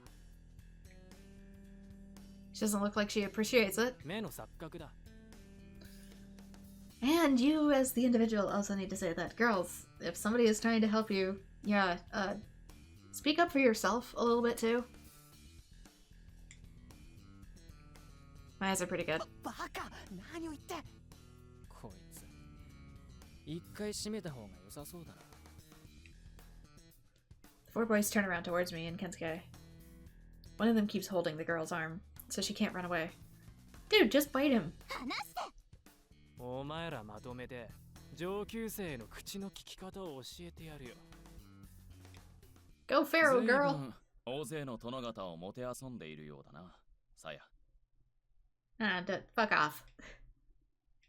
You're here to rescue me, but also fuck off. 赤いツバメたちに囲まれて、まるで。最近のはなんて言うんだ。服部。 Well, you seem to be playing with a whole lot of men. Yeah, you would know, wouldn't ya? Anyway, being surrounded by a bunch of young men like that is one of those, what do they call them, Hattori? ホストクラブでございましょうか。ああ、それそれ。いや、だが、ホストクラブにしては、質の低い子供たちしかいないようだな。誰だこいつ。これ、やべえよ。見ろよ。あの車。 One of the boys points at a black foreign car, parked intimidatingly. お兄様、ずいぶん遅くないですか？おかげでこんな民度の低い輩たちに絡まれることになりましたわ。 Foreign car doesn't help me visualize that game. 会議が予想以上に長引いてな。ロンドン支社が開く前に片付けておかねば、上白堂本社のメンツが潰れてしまう。 Originally a Japanese snack shop, Kamishiro Do is now an international snack food manufacturer. Although the current president of the Kamishiro Do, Toichiro Kamishiro, claims credit for the company's success, many of the most popular products that make up the bulk of the company's the company's revenue are rumored to have been proposed by his deceased wife. I wonder if it is like a parallel to Smile Company or something. 上白堂？それじゃこの子は上白さや。 Of course. というわけで、手を離してもらえます？はい。 The boy quickly drops his hand from her arm. それじゃあ僕たちこれで失礼します。 Oh no, not money. The four of them scamper away. ほら言っただろ。触らぬ神にたたりなし。触らぬ神城堂ってわけだ。 Kamishiro Do? You mean the snack maker? お前、本当に何にも知らねえのな。お前がかばったあの女は上白さやだ。上白堂の一人娘。 Well, don't look at me like I'm the criminal here. ご丁寧にご説明ありがとうございます。この逃げない二人は何者だ、さや。頼んでもないのにかばってくれまして。そうか。それは世話になったな。俺は上白身分。今度うちのホテルにでも顔を出してくれ。礼くらいはしよう。Don't need it.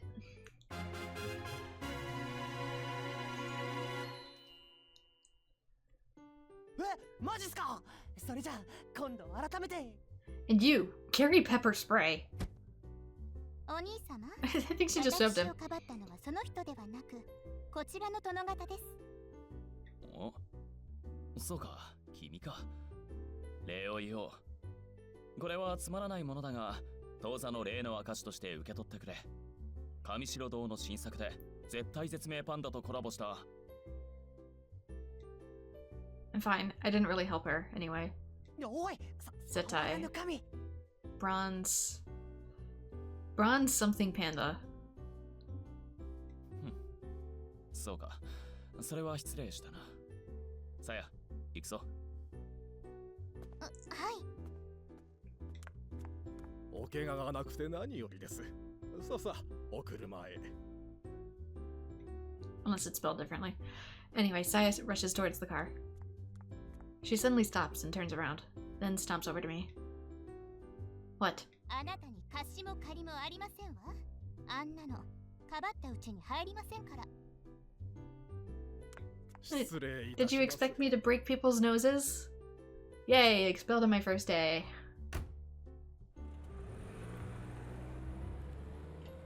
まさかの上白身分登場。生身分はなかなか見れないぞ。 Oh yeah? 20代半ばにして日本を代表する菓子メーカー上白堂の取締役に就任するって噂だぜ。まあ親父の七光だとは思うけどさ。 Yeah, something nepotism. Isn't that always the case?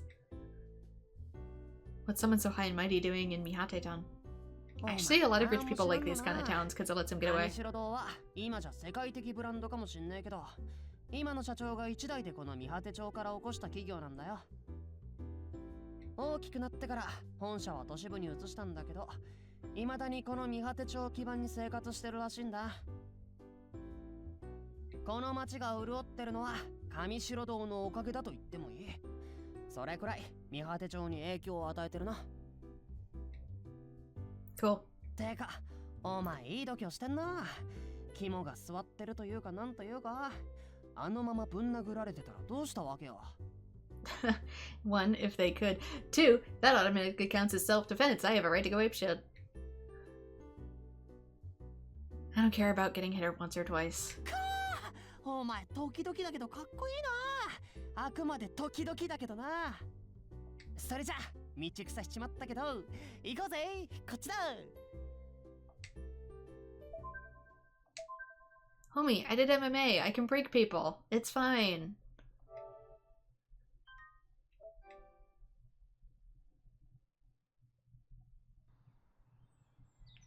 Those fights you occasionally see out of, like, Detroit schools, yeah, those are real.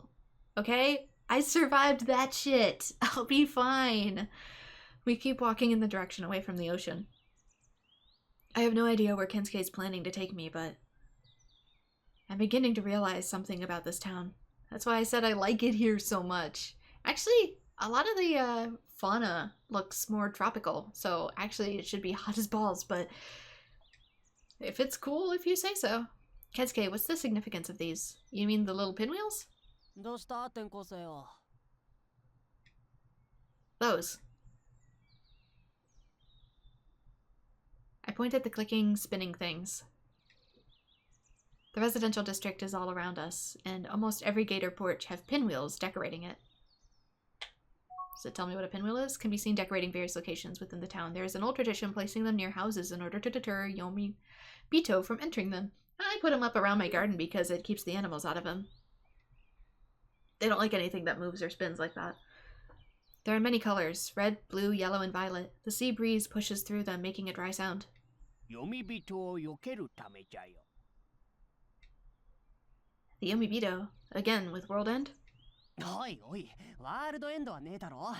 読み人伝説の方が先も先、すんごい先なんだからさ。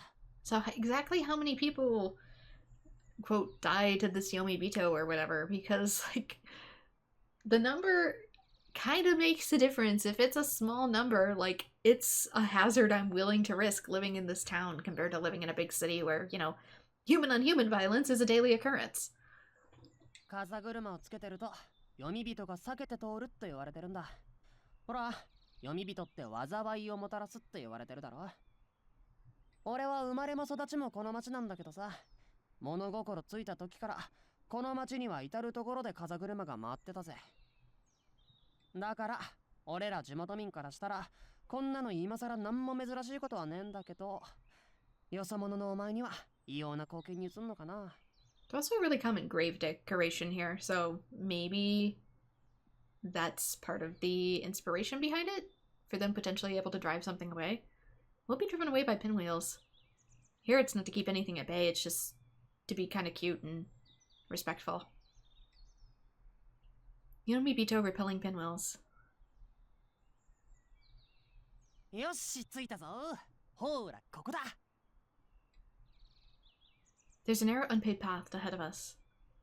A lodge-style building is there, the forest to its back. The greenery in the background makes the scene endearing. The sign in front of it reads Cafe Pastiche. カフェパスティッシュ、通称ミュカフェ。 Another name for Cafe Pastiche, thought up by Kensuke. Once you visited the cafe, you'll understand why. Does Miu work here? Miu Cafe, why is that? 海岸通りにおしゃれな海カフェがあるんだ。それのまあ対義語みたいなもんだな。他にも店員があれとか諸説あるが、まあそれはさておき。The employees. うちの高校って半分以上が電車通学だろ。だから駅前のカフェは学校帰りの生徒でぎゅうぎゅう。だけどこのカフェは学校を挟んで駅とは反対側にあるから、ここに来るのはごく少数の地元の学生だけ。そういう意味では隠れ家カフェとも言えるな。Sounds bad for business. We have some cafes that run out of houses, though. Downtown like this, too. The cafe is in the bottom portion, and then they live on the top floor.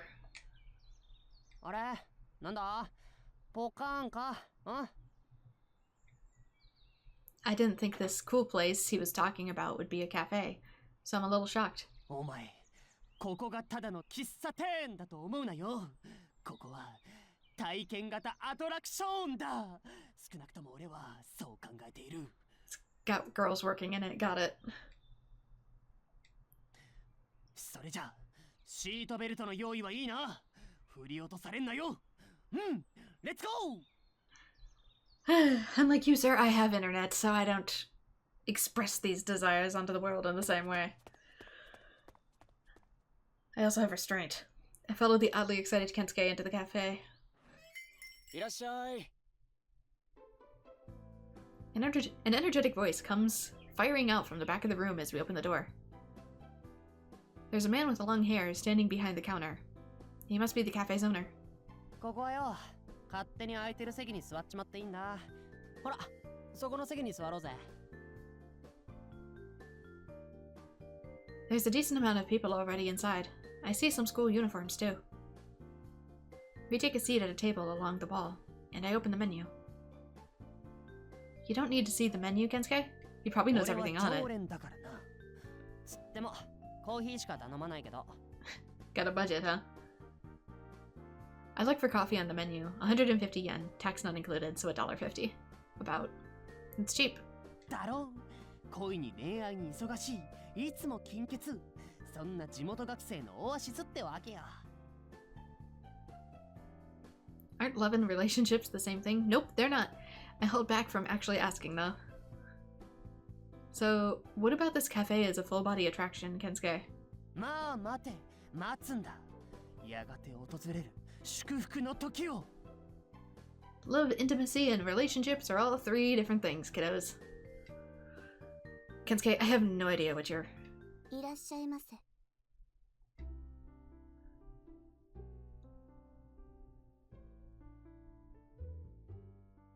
For a moment, I forget how to breathe. Nope, still not breathing. At least, I don't think I am. Well, I'm talking, so I have to be breathing.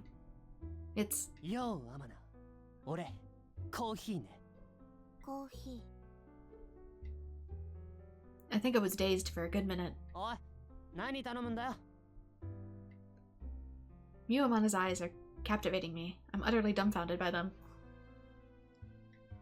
Oh, Cocoa. I have no idea why I ordered a cocoa. Cocoa. Cocoa. Cocoa. かしこまりました。 What, you want one too? She places 2 glasses of ice water on the table, then walks away to the counter without another word. どうだ転校生よ。やっと理解したか？咀嚼できたか？そう、ここは天名美優の実家なのだ。放課後はこうして実家の喫茶店をあのような見目麗しき姿で手伝っているのだ。I really don't understand why maid outfits are such like a thing in Japan culture. I don't know why they're sexualized the way they are. It makes no sense to me. この店は天名美優の貴重なゴスロリコスプレ姿を拝めるのみならず、学校でも拝聴叶うこと希少な彼女のボイスまで聞くことができるのである。 Her voice, huh? これでこのカフェがなぜミユカフェと呼ばれているか、その諸説あるうちの一つがご理解いただけただろう。 Especially since there's like nothing revealing about it. The door slams open and several female students come in. All of them are holding rackets. This must be the tennis club. One of them is more distinctive than the rest. あれ、あんたどうしたの？ Drinking coffee. Cocoa. Mimey. 出たなクスマイ。もう部活は終わったのか？あ、私こっち寄ってっから。後でそっち行くわ。 I'm allowed to have an after-school life? Mimey calls out to the rest of the crew, then drops into the seat next to mine. She's giving off a perplexing scent, a citrus fragrance tinged with sweat. No, that's not typically a thing, but her deodorant might be citrus. If she just came back from tennis. お前くらいだぞ。店のドアを開けた瞬間にオーダーをかけるやつは。だってその方が早いでしょ。 It's just faster. Oh wait.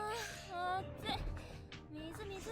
People can have a scent if they're distressed, but it's not citrus. It stinks, like, really bad. Oh, that's my water. Mimey chugs my entire glass of water. 生き返る。まさに命の水。 So in anything, he's kind of saying your deodorant has failed. Your workout and your anger has completely overloaded what you were wearing. That is my water. しかしあんたら、ほんと仲がいいね。まだ数日でしょ？どうしたらそうなれるの？ A few days. I thought it was still the first day. Oh, it's second day. そういえばケンスケ、将来はこの町を出て都会でファッションデザイナーにな Apparently I る read that 100 pages. だから都会から来た。どーいクスマイ。そんな幼い頃の小さな夢をだな。幼い頃の？去年聞いた気がするけど。こいつ、私のこと口説いたんだよ。自分の夢語ってロマンチックなこと言ってさ。やめろクスマイ。だからそのクスマイってのやめてよ。最近流行のアイドルみたいな呼び方。なんだっけ？ニカレイだっけ？ Nickname of Raid Nikaido, a team ace and central star of the popular idol group, Zettai Zetsume Panda. Online, her name is reduced in shorthand to 2KDO. Yeah, they always do that with Japanese bands, and it makes it so hard for me to keep up with anything. She recently made her debut as an actress and volunteered to play the lead role in a film adaptation of the popular novel World End. Oh, it's relevant. Online, her name is reduced... Yeah. She's visiting Mihate Town this summer while the movie is being filmed. 敬意を表してアイドル呼びをしてやってんだろ。お前、ほんと黙ってればいい女なのにな。俺も騙されて口説いたりして。 Besides, what's wrong with being a fashion designer? I know a guy who does it. Tricked, huh? 騙されるだろうよ。去年 By who? Your own 初め libido? て見た時はまさかこんなにガサツな女だとは夢にも思わず。失礼な。 She says, pouring the remaining ice into her mouth and crunching noisily. Don't do that, you can hurt your teeth. 同じ屋根の下に住んでんだろ。初めて見た時にこの見てくれに騙されなかったのか。 Yeah, but it's a really sweet digs, man. You don't understand. In response, I say,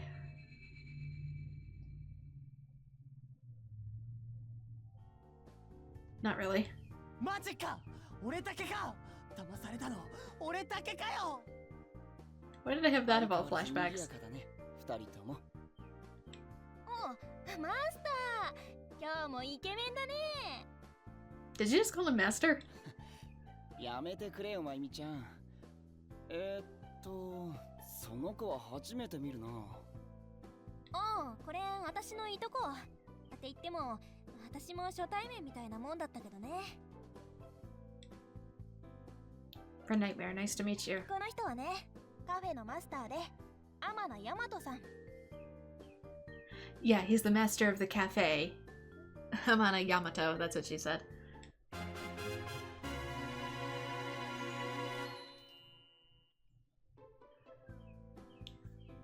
Amana. 天野美優のお兄さんだ。 Oh. はい、ご注文のコーヒーとココアね。まゆみちゃん、アイスティーはミルクだよね。さすが、ありがとう。マスターの入れたミルクティーは最高だよ。もしかして君、転校生くんかい？ The owner gives me a puzzled look. Yes? じゃあ、ミユから話は聞いてるよ。同じクラスなんだってな。おとなしいやつだけど、よろしく頼むよ。Heard of me? From you, Amana? ほら、 I guess she talks to somebody. Oh, yes, likewise. The owner smiles and returns to the counter. 兄弟揃ってイケメンだけど、どうしてアーム愛想というものが違うものかな。 Because they're different people, Kensuke. ミユのこと結構喋るよ。 Really? なんであんたが反応するんだよ。じゃあ、私向こうの席に行くから。 Maybe she's not super vocal to guys. Mayumi stands up, glass and racket in hand. そうだ、今日の掃除当番よろしくね。な、お前ら本当にどういう関係なわけ？ Roommates. Also, would she even notice if I didn't clean? While I watch Mayumi rejoin the group, I tell him, I'm just the cleaning dude.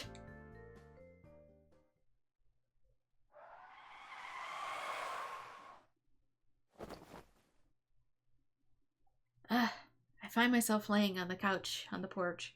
I must have fallen asleep. A dream. ただいまー。あれ It sounds like Mayumi's back. I stand up and open the door to the living room. Welcome back. Mayumi is sniffing around with her eyes closed. ちょっとこれってもしかしてカレーじゃない？ It's not hard to make. I made a lot. You want some? 食べる嬉しい。今日も冷凍のパスタをチンして済ませようと思ってたんだ。すごいね。あんたもしかして料理得意？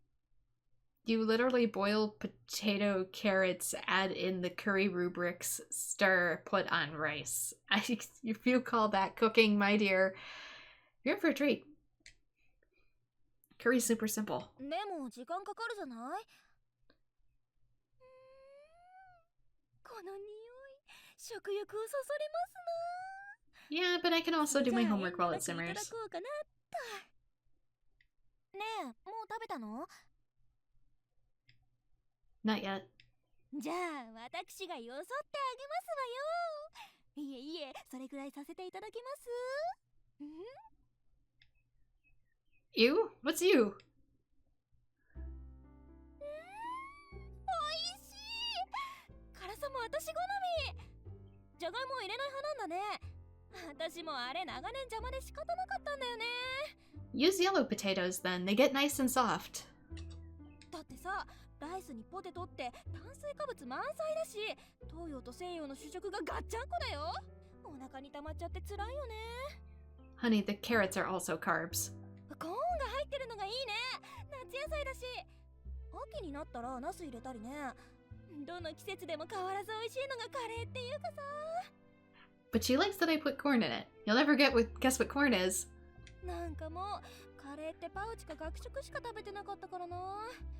手料理のいいところってさ、好きな分よそって好きな分食べて。ねえ、おかわりいいかな？ Maybe I'll try putting some eggplant or corn in my curry next time. My mom does want some. Like, recently I made some and she was like, you didn't make enough for me? So I'll have to make her some next time. Sure, but いいけど？いいけど何？ she even got the stew meat for it. You talk a lot? Rude. あんたの家って黙って食え派？うちは違うんだよな。食事は団らん。みんなで揃っておしゃべりしながら食べたんだ。まだいっぱいあるよ。明日の朝も食べられそう。翌朝のカレーがまたいいんだよね。 Morning after curry. Why did you have to phrase it like that? She brings her second plate to the table. She immediately takes a bite. おいしい。何よ。 Nothing. I feel like I've never seen you laugh like that. おかしい？ It's better that way. 何言って、ちょっとカレーを褒めたぐらいで。 Oh, sorry. 別 It's that に you're treating me like a person instead of being mean. まあ、料理ができるなら、あんたも多少は役に立つわね。 Okay.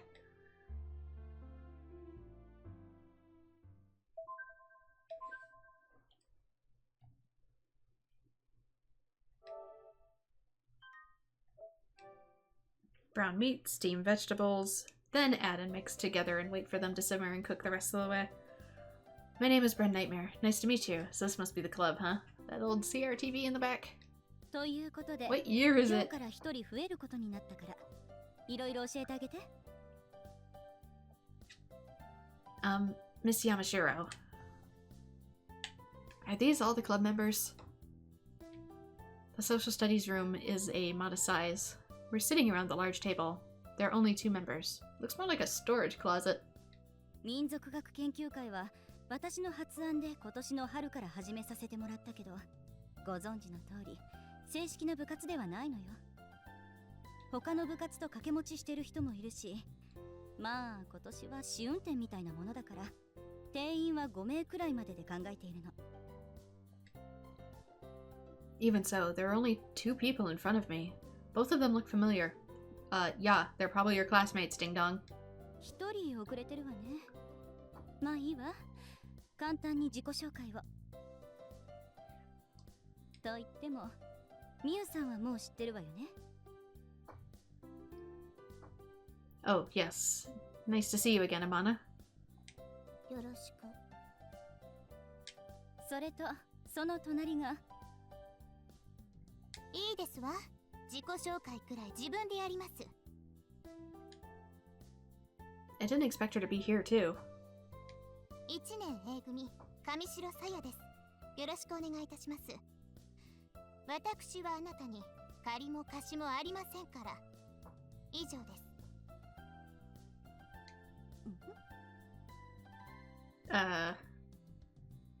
Good to see you again. さて、残すはあと一人なんだけど、まだ来ないみたい。 She probably burst through the door.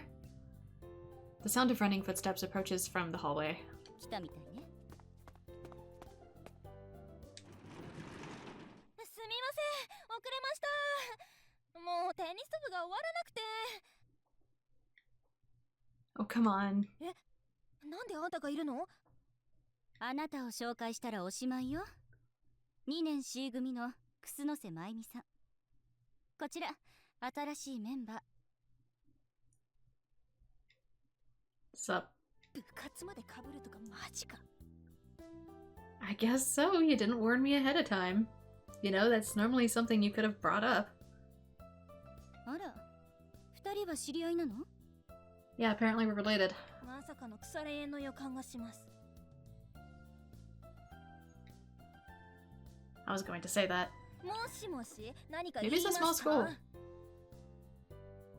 部員紹介はこんなところね。見ての通り女子ばかりなんだけど、君なら心配ないわ。 Miss Yamashiro smiles. でも山城先生、今まで女子だけでバランスよくやってきたのに男子生徒を入れるなんてどういうことですか？ What does that have to do with literally anything? 私この部って男子禁制かと思ってましたわ。この世界は男と女でできてるのよ。男性がいない方がバランスとしてはおかしいわ。まあいつか男子部員が入ってくると思ってたしね。健介みたいなやつが入るよりまだマシなんじゃない？もうまゆみ姉さんがそう言うなら仕方ないですわね。では私も認めます。さやさ、そのまゆみ姉さんってのやめてくれない？なんか極道のなんちゃらみたいで居心地悪いんだけど。なんでしょう、なぜかしっくりくるんですけどね。みゆさんもそう思いません？さあですよね。みゆさんもそう思いますよね。ということでこれからもまゆみ姉さんでお願いします。さやはもうみゆと会話する気ないだろう。ちなみにもう一人1年生の子に声をかけてます。こちらは決まり次第皆さんにご紹介しますね。それじゃ細かいことは部長から教えてもらってね。じゃあ今日はこれで各自自由に。 Excuse me, club manager, do I have to be あ here? ら、言い忘れてたかしら。ミスケンの部長は彼女よ。Miss Yamashiro points to one of the girls. Oh, I see. Miyomana nods briefly with a sour look on her face.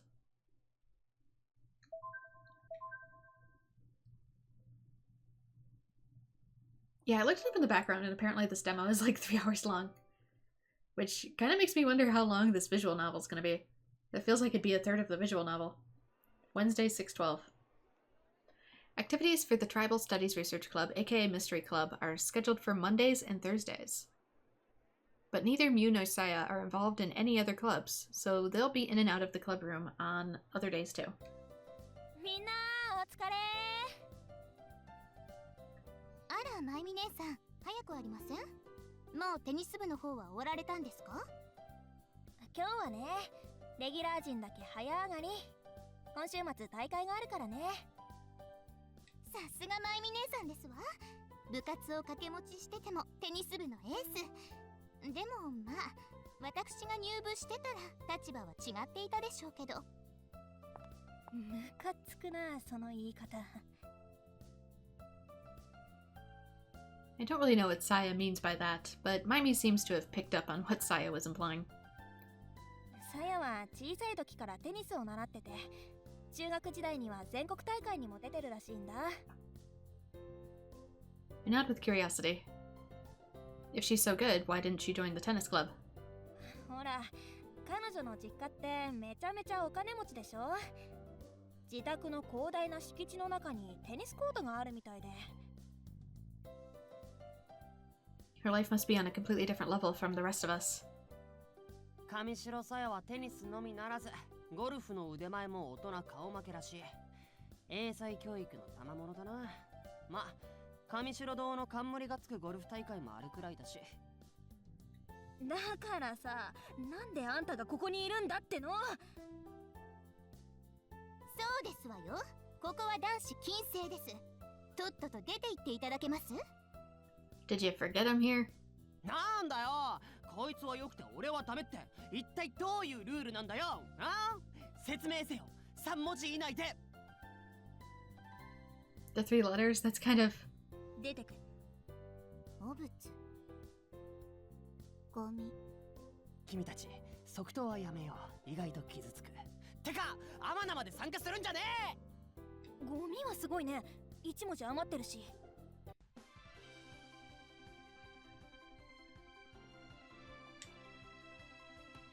That's supposed to be the radio or something? What is it? Oh, it's a cell phone. あら、服部、どうしました？ It wasn't letting me progress. I was like, hello? すごいな。携帯禁止という拘束の一文は上白家には解読されなかったと推測される。I am kind of curious why they aren't just allowing more people to be here. 着メロがっつり鳴らしてたからね。Normally clubs like these allow for sit-ins. はい、わかりました。それでいいと思います。ええ、彼女なら若年層も取り込めますし、一般的な好感度も高いですから。Wait, is that a cassette player back there? It sure is. はい、それじゃ。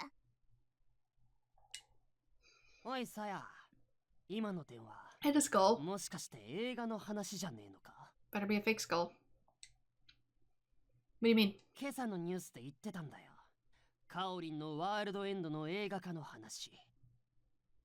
Yes, you've told me that like 5 times. ああ、例の映画化の噂、本当だったんだ。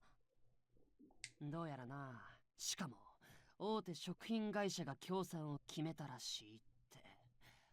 大手食品会社だぜ。何のことだかさっぱりわかりませんわ。あ、まゆみ姉さん、申し訳ありませんが、今日は早退させていただきます。見果て帳をモチーフにした小説の映画化。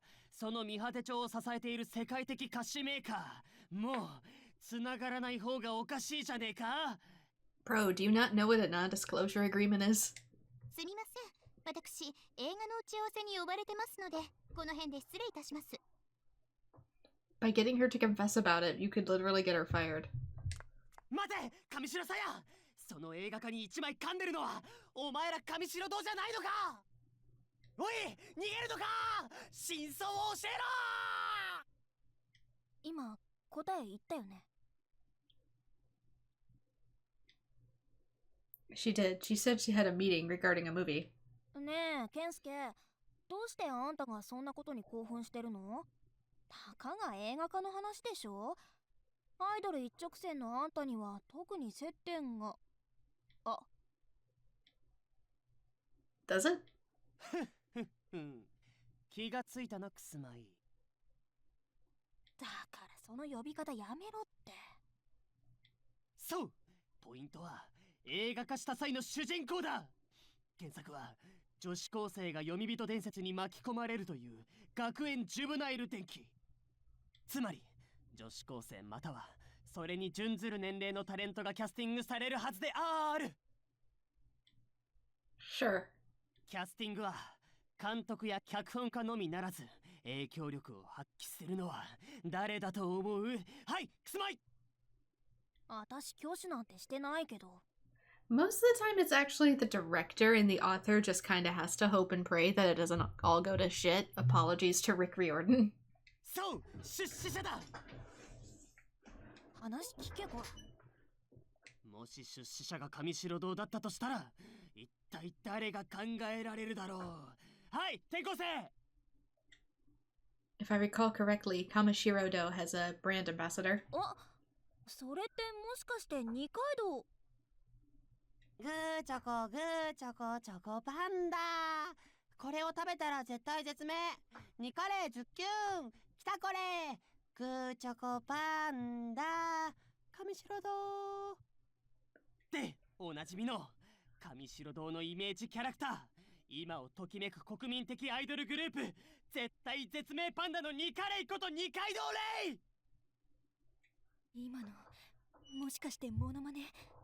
ニカレイのモノマネ？ He was trying really hard. 吐き気が。もうお分かりかな。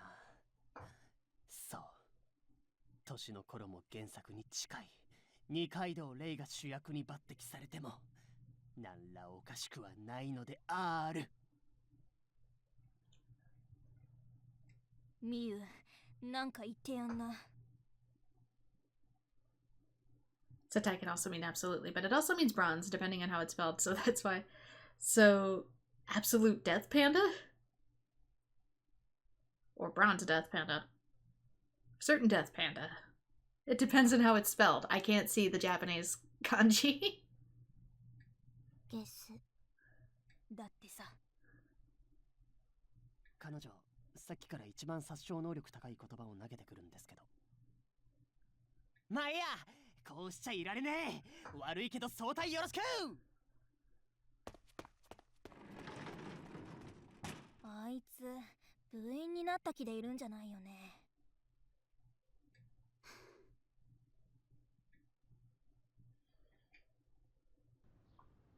あら、それ珍しいですね。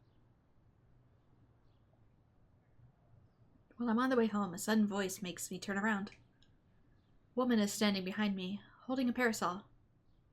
She's in her mid-30s, I guess, and her soft smile gives off an aura of あな elegance. たがお持ちのそれです。 She points at the red brochure sticking out of my backpack. This brochure? 見果て帳のパンフレットですよね。失礼ですが、どちらで手に入れられました？ Probably the train station. That's usually where they keep these. It was just laying around at home. ご自宅で？そうですか。そのパンフレット、ずいぶん昔に町の自治体が観光客誘致のために刷ったものですわ。刷って1週間で回収騒ぎになり、配布をやめてしまった幻のパンフレット。 Actually, you'd think if the town went into debt, they'd pass out more pamphlets because they want the tourism to get the economy back up. Is that right? 今では手に入りませんから非常に珍しいですわ。その赤い色は紅葉。 Crimson? パンフレットは全部で5種類あるんです。もしよろしければ集めてみてはいかがでしょうか。 Guess if you say so, it's just covered in maple leaves. Printed a number of brochures years ago. There are 5 types in total, and each uses a unique name corresponding with a color. All of them together combine to make the Mihate Town Quintuple-Colored Town Guide. The city council printed these for tourists, but they were recalled within only a few days of distribution. Publicly, it was stated that they were only recalled due to an error in the contents, but it's rumored that the Kamishiro family had them pulled for circulation due to not wanting Mihate Town to become a tourist destination. Oh. I guess you don't want the tourists because you don't... Yeah, that's the hard balance. On one hand, you want money to not be in debt, but on the other hand, it sucks having your residence turn into a tourist attraction. Tourists, especially in Japan right now, there's a big thing, especially like foreign tourists. They are not respecting any of the locals, whether it's the homes, the people, the areas, etc. Japan is like done with it. And I agree, my town is experiencing that too, and it sucks. The brochures are now considered a rare item, but no one in particular bothers to collect them. The protagonist in possession of the red brochure, Crimson. 色違いの5種類を全部揃えると。ごめんなさい。突然話しかけてしまって。お忙しいのに長話されてはご迷惑ですよね。 How does one get collectibles in a visual novel? 見果て帳、楽しんでくださいね。 The woman bows politely and walks away towards the woods. What happens if I get all 5? You get Crimson. They will now unlock new tips in the tips menu?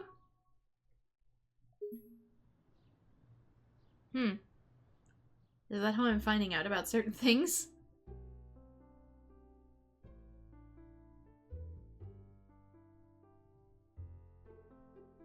The day is coming to an end. What exactly do I want to do? That type of triangular house too, we have a few that are like this here, and they're actually supposed to be like really economical in terms of like energy efficiency. What have I come to this town for? Good night. I don't know, you tell me, protagonist Kun. 次はエンタメニュース。ついに映画化決定です。話題の小説ワールドエンドの映画化が決定。人気アイドルの二階堂玲さんが主演に抜擢されたことが発表されました。二階堂さんは国民的アイドルグループ絶対絶命パンダの不動のセンターとして活躍中。若者の間ではニカレイの愛称で親しまれています。二階堂さんはこれが映画初主演。実年齢と同じ高校2年生の役を演じます。当局の取材に対し、私から演じさせてほしいとお願いした大事な作品、すべてを出し尽くしたいとその意気込みを語ってくれました。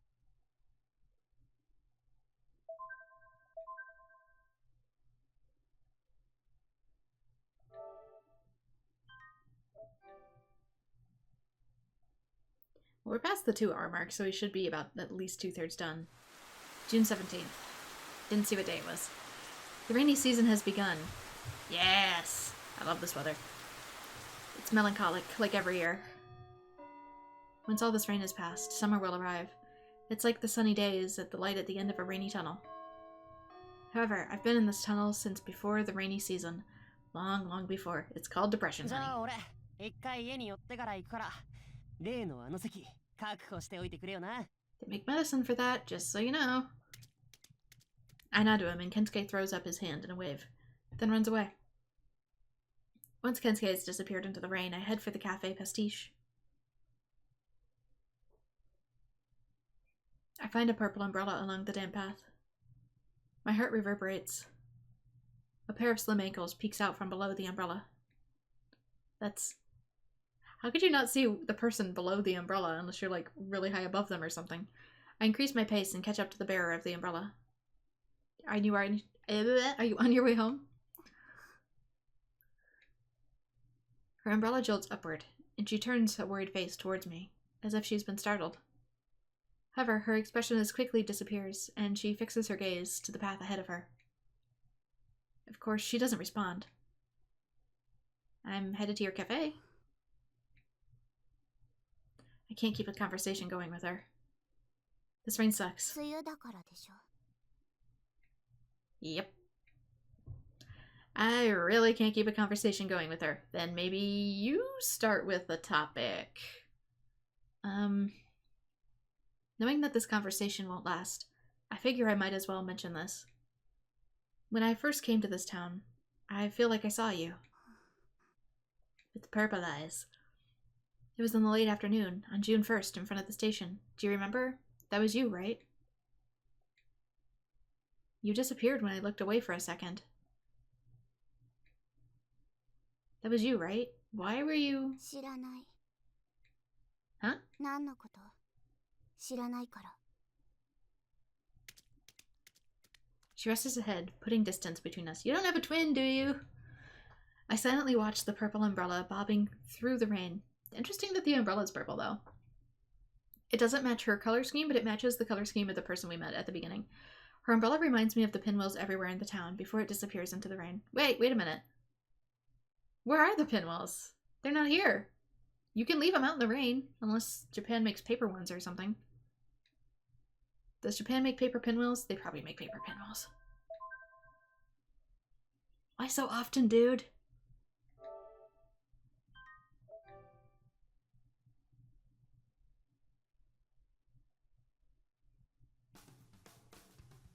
Alright, it's funny, a few days later. 映画の主演はこれが初めてですよね。多忙なスケジュールを縫っての撮影はアイドル活動に支障は出ませんか？自ら主演を売り込んだそうですが、抜擢される自信があったということでしょうか？アイドル映画になってしまうのではと批評家から厳しい意見も出ていますが、そのあたりはどのようにお考えでしょうか？皆さんご静粛にお願いいたします。辰巳プロの辰巳シャーロットでございます。 You don't have to do that every time. おい、出たぞ敏腕マネージャー。この場を仕切るつもりか？聞こえるぞ。今あの事務所に睨まれたら厄介だ。素直に言うこと聞いとけ。それでは映画ワールドエンドの記者会見を始めます。質問に関しては会見後の囲みで対応させていただきます。まずは二階堂からご挨拶を。皆さん、本日はお集まりいただき誠にありがとうございます。主演の二階堂レイです。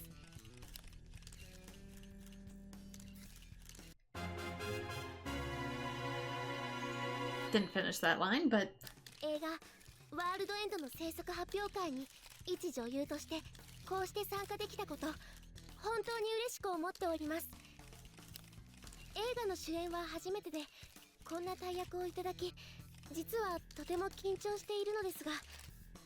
緊張してるって？本当かな？自分から主演を申し出たって話ですよね。それってやっぱりコネなのかな？二階堂さんはこの映画の制作委員会でもある上白堂の CM キャラクターですからね。出来レースを疑う声があるのも仕方なしってとこですかね。質問はこの後囲み取材で受け付けますから。どちらのメディアの方？ちょっと非常識じゃございませんこと。Yeah, normally you wear a badge somewhere. 夏美さん、いいんです。答えます。レイ。私は幼い頃から自分という魂がどこから来てどこへ向かっているのか、そんなスピリチュアルな思想に興味を抱いていました。その思いが強くなったある日、私は出会いました。ワールドエンド、この映画の原作本です。この本の根底にある死生観に感銘しました。そして原作の舞台は実在の町三果町。数々の伝承に彩られた美しい町であることを知り、ますます私の思いは強くなっていきました。映画化の動きがあると聞き、いても立ってもいられず、私に役をやらせてほしいと事務所を通してお願いをしました。オーディションの話が来たので。それじゃ答えになってないんだよな。オーディション受けたって聞いてるけど、それ出来レースでしょ。そこが聞きたいんだよ。 What does it matter and why do you care? 質問は後ほど囲みで対応させていただきます。いい加減に。出資してる上白堂のゴリ押し、これあったんでしょ。あなた随分経営陣に可愛がられてるようだけど、何か特別な理由でも？例えば息子の身太。 Shut up! You must obey our rules if you want to be here! English! 出た、イギリス育ちの辰巳女子マジ怒りの英語バージョン。 Very bad English! あなた、あの悪名高いフリーランスと東堂ね。Get out! Get out of here now! おいちょ、やめろ、離せ。英語わかんねえ。She explodes in English. Too bad she's really bad at it. Several men in sunglasses who look like special guards drag the reporter Toto away. お見苦しいところをお見せしました。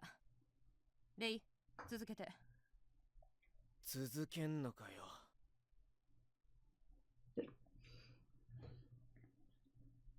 I mean, what the audience don't see might as well not have happened. この素晴らしい作品を書き上げた著者である山城香織さんにも先日お会いさせていただきました。起用していただいたからには中途半端な結果にはしたくありません。 Is the background different? クランクインは夏ですが、その頃には他のお仕事は一切入れず、撮影に集中して臨む予定です。絶対絶命パンダのファンの皆さんには申し訳ないのですが、夏の間だけ、少しの間だけグループは活動を停止します。このように述べた主演の二階堂玲さん。途中コメントを遮った記者が退出させられるハプニングもありましたが、So we cut the statement altogether. かわいいな。 Gotta love post-production. かわいい。 Contrary to our usual arrangement, we were sitting at a counter, not because of the cafe is full, but so we can see the TV. Yeah, that's what it's for, actually. あの可憐なニカレイが自ら売り込んでただなんてちょっと意外だったな。 So long as you're 21, you're allowed to sit at the bar. アイドルなんてみんな売名よ、売名。可愛い顔してても内心は自分を売り込むことで必死。今回映画のプロデューサーといい関係だったりして。な、この映画って上白動画制作委員会牛耳ってんだよ。ってことはよ、映画のプロデューサーっつったら上白身部ってことじゃねえか。さやの兄貴じゃん。上白身部、噂では数々の女を泣かせてきた生粋のプレイボーイって話じゃねえか。だけどイケメン金持ち。ああ、結局金が物を言うのか。ニカレイ俺の嫁計画が崩壊していく。いや、ライバルは何も上白堂だけじゃない。共演の小島健人ってやつも共演者に手が早いって噂だからな。 That's not how it works. ああ、ニカレイ、君と僕は悲恋の物語を綴るしかないのかい。 Never had a beginning, dude. 何言ってんのケンスケ。まだ可能性がついえたわけじゃないでしょ。 Seriously. ニカレイが結婚したんじゃあるまいし。諦めてどうする。諦めてどうする。ああ、確かに。 Why are you cheering him on so he doesn't flirt with you anymore? これって確かにチャン It スだ。 starts in その通りだ、 August. マイミ。 It's gonna be hot as balls, and you're starting in August. Everybody's gonna be sweaty and miserable. まいみちゃん、諦めてどうするって、それ冗談で言ったんだよな。August is like the worst season for places like Japan and here. The humidity is unbelievable, and it's like 100 degrees. そうなんだけど、こいつのリアクションがあまりにも悲しすぎて、私もその可能性にかけたくなってきたよ。マスター、ビールもう一杯。 You're underage. 学生が酒で嫌なこと忘れようとしちゃダメだぞ。なあ、転校生、なんとかしてニカレイに近づく方法はねえかな。 Well, I don't know. さあってなんだよ、冷てえな。ニカレイ、この町に1ヶ月以上いるんだぜ。街角でばったりなんてことあるかもしんねえじゃん。 Is she obligated to go to school? In which case she might go to ours. It's pretty unrealistic. I wouldn't get my hopes up for that one. いや、出会いはあるっていうか会える。俺にはわかる。ニカレイとは見えない赤い糸で結ばれてる気がする。ケンスケって無駄にポジティブだよな。おいミュウ、このドリンク3番テーブルに持ってってくれ。 Yeah, pretty sure he thinks that thread ties him to every girl in the universe, but... Mew replies instantly, placing the drink on her tray and taking it away. マスター、アマナはなぜあんな格好してるんだ。ゴスロリ、フリフリ。正直、俺にはたまらないのだが、アマナが素直にあれを着るとは思えない。ん？ああ、あれか。そうだな。ケンスケ君、忍者がどうやって常人離れした跳躍力を身につけるのか知ってるか？ Daily muscle and flexibility training? 忍者？いや、全然知らないけど。まず、庭に小さな杉の苗木を埋めるんだ。この時点で苗木は地面から4、5センチ。幼稚園児でも飛び越せる高さだ。若い忍者は、この苗木を何度も飛び越える。来る日も来る日も、何度も何度も。マスター、その話長そうだな。一方で、苗木も日々ゆっくりと成長する。だが、その変化は小さすぎて見た目にはわからない。それを忍者は飛び越える。毎日、毎日。I see. Technically, that is somewhat how you do it, although we use gymnastic blocks instead of saplings these days. マスター、俺はアマナミュウのだな。転校生君は気がついたようだな。そう、忍者はいつしか大木となった杉の木すら飛び越えるほどの跳躍力を身につけるという。 They made us do that in gym a lot. ありえねえ。てか、それがあのゴスロリー賞とどうつながるんだ？つまりだな、ミンは小さい頃からこの店を手伝っているだろう。初めて手伝ったのは小学1年生の時だ。 And if you can't jump at least 4 feet into the air, you don't pass class. その小さいミュウにこの店のユニフォームだと言ってド派手なゴスロリー賞を着せる。幼いミュウに抵抗などというものはない。いや、抵抗どころか大人に混じってお店が手伝えると喜んできていた。そうやってミュウの羞恥心を幼い頃から奪い去る。俺がすることはただ一つ、ミュウの成長に合わせてサイズを変えていくだけ。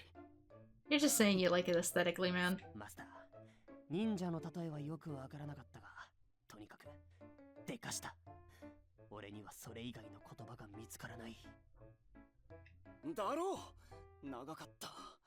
だが今それが花開いている。 He says we operate in the boonies. We need something to draw customers. マスター、お主も悪よの。あんたたちさっきから変態の会話してるからね。 A lot. Do they know it? Probably not. その言葉は心外だな、くすまい。天名美羽のビジネスウェアを楽しんでるのは何も俺だけじゃない。ビジネスウェアって言うな。国鳥のように舞うあのドレスに身を包んだ天名美羽、その姿を男なら誰しも二度見三度見。いや、この際穴が開くほど凝視してしまうと言ってもいいだろうなあ、転校生。 You wear it then. Huh? Me? どうなんだよ。あんたもミユの制服見て喜んでるわけ？ I'm indifferent. I guess so. I'm not interested. I'd like to see Mimi in it. だよね。あんたそういうの全く興味なさそうだし、装飾系ともちょっと違うけど。こいつの言葉を信じるとは心外だ、くすまい。もっと男の嘘に気づいた方がいい。女の前では男は8割モテるために嘘をつくのだ。嘘 100% 男に言われても説得力がないんだけど。 And you understand the principle better than most. あら皆さんごきげんよう。お揃いで仲のよろしいこと。上白さや、あいつお嬢のくせにこんな寂れたサテンに来んのかよ。健介くん、言葉が悪いぞ。あら、私にだって庶民の生活を堪能する権利くらいありますわ。悪かったわね、庶民の生活を堪能してて。嫌だわ、マイミ姉さん、お気になさらないで。マスター、インペリアルアールグレイをフィナンシェを添えていただけます？ What's a financier combo? A pan-fried snack cake with a buttery flavor that Seiya loves. The kamishiro dough spin on the Middle Ages era confectionery was conceived when Seiya's mother cooked it for her when she was a child. But Seiya doesn't remember it. Pan-fried snack cake. I think it's like a wafer cookie. They're like those little flat wafer cookies, I think.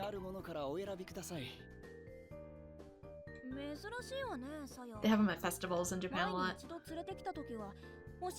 They kind of taste like a fortune cookie. あれから紙を絞りを導入したからな。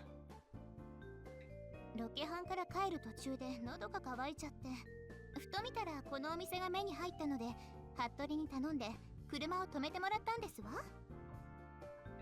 ほんとだ、黒塗りの車が止まってる。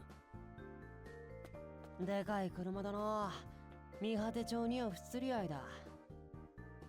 それじゃあマスター、とにかく一番美味しい紅茶を。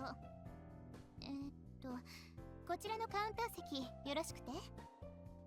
さや、今ロケハンって言ったよな。やっぱりお前あの映画に一枚噛んでるってことか。もう発表になったのでお話ししても問題ないかと。ええ、そうです。上白堂が制作委員会をまとめてます。みゆさん、そのドレス素敵ですわ。そう。先日の制作発表会も駅前の上白ホテルだったしな。上白堂はどうでもいいんだ。問題はさや、お前自身が噛んでんのかってことだ。噛んでるとしたらどうだと言うんですか？決まってんだろ。ニカレイに合わせてくれよ。俺大ファンなんだよ。まだ売れる前のデビュー曲白黒つけるぜからのファンなんだよ。私は少しお手伝いしているに過ぎませんわ。制作委員会をまとめているのは兄ですから。何？やはりニカレイは神城身太。はあ？さあや、相手にしない方がいいよ。ニカレイに会いたくて頭おかしくなってるだけだから。まあ、アサギ先輩、大ファンのアイドルと会うなんて行為、私はおすすめしませんわ。なんで？アイドルはいわば偶像。 You know what they say, don't meet your ファンの idols. 希望を満たすためにカメラを通してベストを尽くす存在。 People turn back into people off the camera. なんだかいやらしいな。さあや、言い方。そんな偶像と実際に会っていいことなんて一つもないですわよ。例えばトイレに行くところを見ちゃうとか。ニカレイはトイレになど行かない。 Well, then they break the laws of thermodynamics. 鼻をかんでるところを目撃しちゃうとか。ニカレイの体は鼻水など生成しない。 Her allergies must be horrible. 焼き芋を食した後にガスが体内に溜まり、そのガスを体外へと放出。ニカレイはガスを体外へ放出などしない。 It's like that old thing. Girls don't poop. Yes, they do. これは合わない方がいいな。だな。 Then you have unrealistic expectations for not only every woman, but every person. クズ。いらっしゃい。 He is not ready to date. He is still boy, not man. A tall young man walks in, wearing a Mihate high school uniform. The girl sitting in the back gasps for a moment. He turns his relaxed eyes in our direction. Then he puts on a brisk smile and waves at us. Who's he waving at? どうも。Maimi? おー、さぎみや、こっちこっち。 The guy, Sagamiya, turns around at the voice and joins a group of guys at a table in the back. Is he a friend of yours, Maimi? 知り合いっちゃ知り合いかな。 Is he a crush? Who is he? 何？探るんじゃないよ。 That's a yes. サギミヤ先輩だな。俺らの一個上。うちのサッカー部のキャプテン。俺にはよくわからねえんだけど、あのブサメ。意外と女子に人気あるよな、マイミ。知らねえ。 Well, he wasn't important enough to get a character animation. ケンスケ君、田舎カフェはないだろう。うちにはれっきとしたミューカフェという名前があるんだからな。 You're still an LLC, sir. You're a mom and pop.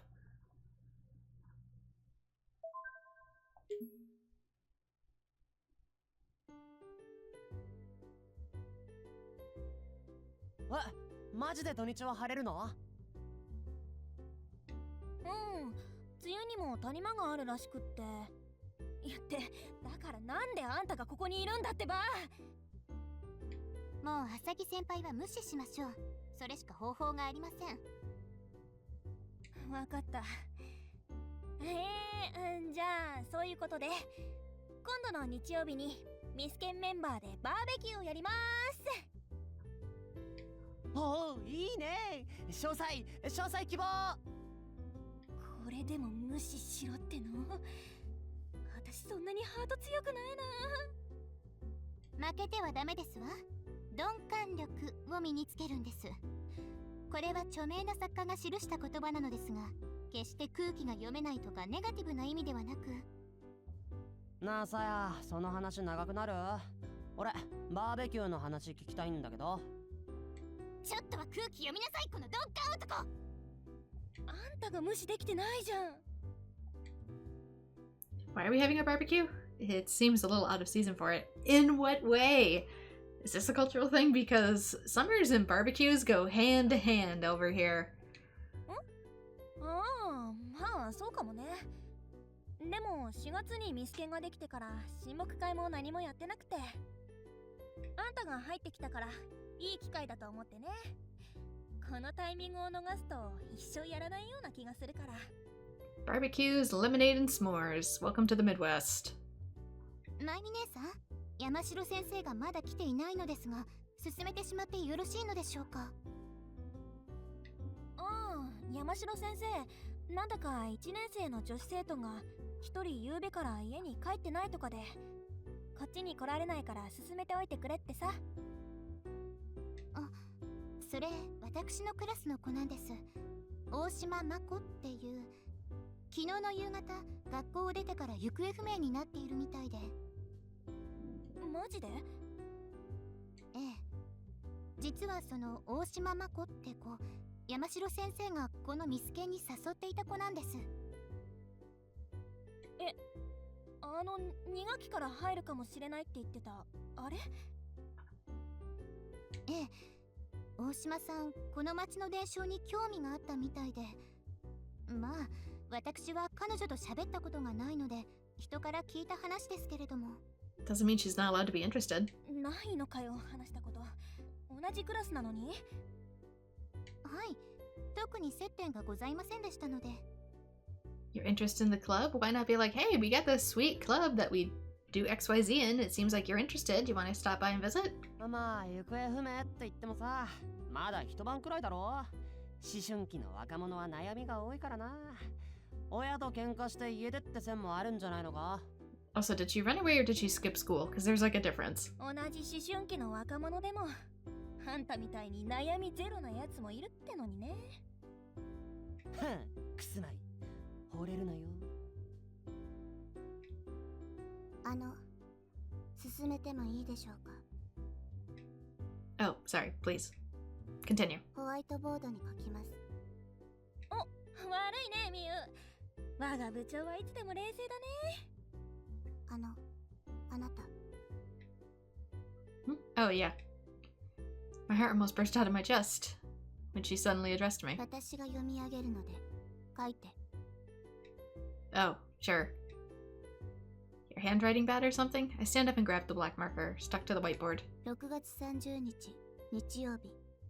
場所は間引川上流の河原にて。午前11時から準備開始。Slow down, Amana. You're going too fast. 機材は山城先生が借りてきてくれます。我々部員は炭と飲み物、お菓子を分担して調達することにします。お菓子なら私が用意しますわ。最近は美味しいデザートも発売してますから。さすがさや、それは助かるね。どうする？手伝おうか？一人だと持ち運びも大変でしょ？ And yeah, I do know the Japanese barbecue is a little different, but I know how to do that too. いえ、河原まで直接運びますから大丈夫です。そうですね。河原はちょっと難しいので、近くに輸送ヘリが着陸できるところってありますかしら？ Just walk with us. Think of it as part of the experience. ないないバカ。こんな時だけ息合わせないでいただけます？ヘリが使えないとすると、車が入れるところまでは運びますから、じゃあそこからお手伝いいただけると。Your stamina's that bad, you're gonna hate being outside in a barbecue then. Oh my gosh, there's mud. There's mud bugs. You know, I have this sweet house. We could literally just do it off of, like, my back porch and in my yard. あんた強引に馴染んできたね。それで食材は？食材は私が。ああ、いいね。ミユのところはカフェ用に食材仕入れてるし、お兄さんが手伝ってくれるからね。それじゃあ残るはジュースか。重たそうだけど、私が引き受けるよ。I hear you guys are having a boom in popularity of sweet corn. You ever try grilling it? You guys would love barbecued sweet corn. I hope to. I haven't been assigned anything yet. あんたと？ What's wrong with me? 別に変じゃないけど。じゃあジュースは私らってことで。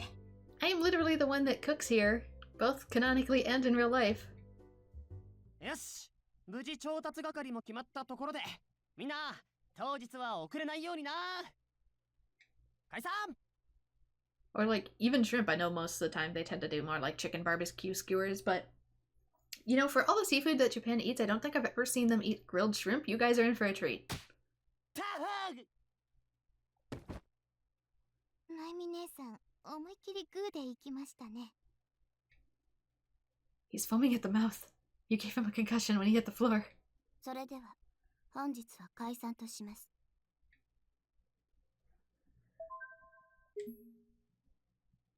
I'm guessing something's probably gonna happen at the barbecue. ちょっとそこ Shrooms. 肉焦げてる。焼けたらこっちの皿に移して。今日は天気に恵まれましたね。サングラス持ってくればよかったですわ。服部、車にあったかしらね。ハフハフ、あちちちち、ハフハフ。野菜追加。 Hey guys, maybe we should slow down a little? ちょっと誰？肉ばっかり取ってく人。しいたけ余ってるから処理してよね。こんなに気温が上がるだなんて聞いてないですわ。まあ明日から7月ですから当然かもしれませんけど、服部、天気予報は当たらぬものですね。Okay, one looks like a persimmon up there. Maybe it's carrot, I can't tell. Shiitake mushrooms, bits of meat, zucchini. I'm not really sure what the one in the crescent shape is on the right. Eggplant, maybe. Or maybe it's squash. We don't normally eat squash diced like that, diced or grilled. しいたけ追加。 Hey, let's slow down with all the stuff on the grill. しいたけ処理できてないのになんでしいたけ乗せるの？こっち半分しいたけだらけじゃないの？ Oh, eat mushrooms faster then. もしかしたらもう梅雨明け？風一つ吹かないから汗ばんできてしまいました。服部、扇子を車から持ってきてちょうだい。ハフハフ、あちち。これ、へごいがいはフライハー。 You know, you can put it on a separate plate while you're eating. ソーセージ追加。 This is getting kind of out of hand. おいおいお前ら、なんだその雑な焼き方は。すごいわね。網の半分が椎茸で埋まってるわ。マスター、いいところに。私さっきから焼いてばっかりで一口も食べらんないんだお。 Your shrooms are gonna burn. まゆみ姉さん、語尾にダオは。 This is what you're wearing outside? らしくありませんわ。 We're in the そこは woods. 男らしくだぜが正しいかと。 Why are you dressing like Alice in Wonderland? それな。あのね。てかケンスケ、あんた何一人でパクパク食べてんだよ。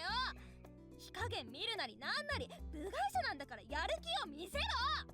はへほうほうははへはは。 What? I gotta eat because it's being cooked so fast. Please don't talk with your mouth full. 食べながら喋るなあミュウ、誰？このおじいさん。知らない。それは服部、上白家の運転手よ。服部です。連れてくんなよ。運転手連れてくんなよ。 We have more than enough food. まあまあいいじゃない。人数多い方が楽しいし。服部さんも食べていってくださいね。おお、お姉さんグラマーですな。服部、年がいもなく興奮してしまいますぞ。 Don't be weird, just eat the mushrooms. マジか。このじいさん口説き始めたぞ。あらやだ。お上手でいらっしゃるのね。カオリンの守備範囲の広さには驚くばかりだな。まあでも火加減はうまくいってるみたいだ。なかなかいい器具を借りてきたじゃないですか、カオリさん。私のファンだっていう人から借りたんだけどね。なんでも一人旅とか一人キャンプするみたいで、いろんな最新アウトドアグッズを持ってるのよ。先生、大丈夫なの？そんなファンだなんて子から借りちゃって。ほら、よくストーカーになったりさ、好きすぎてそんな話とかもよくあるじゃない？ For renting a grill? Or a van? 大丈夫だと思うけどね。女性だし、確か27歳の公務員だって言ってたし。Also, way to まさか assume. の年上か。それで一人キャンプってちょっとすごいな。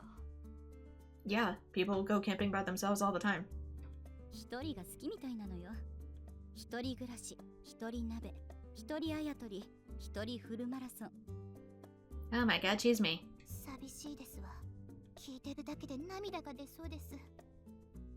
ねえ、今聞き流しそうになったけど、一人フルマラソンって孤独すぎるよね。No, I did one of the town's local marathons for charity. Just let it be. あとは俺が焼こう。まゆみちゃん、まだ食べてないなら、お好きな味付けで調理してあげるけど。I mean, I technically did it with work, but we all got separated, so it's kind of like I did it by myself. ありがとう、マスター。それじゃあ生姜焼きで。定食系とは男らしいな、くすまい。俺は腹が膨れたから、ちょっと河原で食休みしてくるわ。What about food is a gender choice? 浅木先輩だけです。お腹いっぱいなのは。まあ、食材はまだあるし、まだまだいっぱい食べてもらうよ。ヤマトくん、私にも焼いてくれる？まゆみさんに合わせて生姜焼きにしようかしら。Man, you try to tell someone here what kind of barbecue they can and cannot have based on something like gender, excuse me. Those are fighting words. そういえば先生、大島まこさんの件、その後どうなりました？学校にはまだ出てきていないみたいですけど。それが捜索願いも出してるんだけど、まだ行方がつかめなくて。もう数日経ってるよね。家出にしてはちょっと長いな。その子、うちのカフェにも来てたんだ。明るい子で、家出をするような悩みがあるようには見えなかったけどね。まあ、あなたたちは気にしないで。あ、ヤマトくん、私そんなにお肉いらないわ。ねえ、山城先生とマスターってどういう関係？それは前も言ったと思うけど、高校時代の後輩よ、ヤマトくんは。それは聞きましたけど、そういうことじゃないんだな。どういうこと？なんか怪しいんだよね。二人ってさ、なんていうの？ほら。すまい。言いにくいことはビブラートに包んで言えよ。ビブラートに。Are you trying to say euphemisms? そっか。遠回しに言うと、二人は Honey, 男と女の boundaries. 一線を超えてるんじゃないかなと。ナイミ姉さん、何を話？完全に確信に迫った質問だな。面白いな、まゆみちゃんは。香織さんは高校時代の先輩でね。昔からモテたんだ。だから俺がボディーガードみたいな役をやらされてた。近づく男を遠ざけるチンピラみたいな嫌な役だったな。私は別に頼んだ覚えはないけどね。ヤマトくんは喧嘩が強かったから。そうなんですか？意外。喧嘩っていうか、まあ護身術を少々。まあ頼もしいですわ。それならば、そんなヤマトさんに好意をお寄せになるのは自然なことなのではありませんか？ That's not how it works. ヤマトくんに？ないない。ないね。だって香織さんは当時から彼氏がいたからね。Teenagers always throw out those weird, wild assumptions, despite the fact they themselves do not follow those rules. 彼氏？マジか？誰だ彼氏って？それが絶対に口を割らないんだよ。だから具体的に知ってるのはもう変なことばらさないで。過去の話よ。それじゃあカオリン、今彼氏はいないのか？ Yeah, it turns out the people you date in high school aren't always your forever partner. That's normal. Dating is normal. いません。しばらくは仕事が彼氏よ。それを聞いて安心した。俺にもまだチャンスがあるってわけだ。No, it doesn't. You're a child. No, not good luck. Bad luck, dude. Rein him in. ありがとう。さ、あんたの皮肉、こいつは蚊に刺された程度にも感じてないよ。肉、焦げてる。おっと、いっけね。じゃあこの焦げた肉は健介くんね。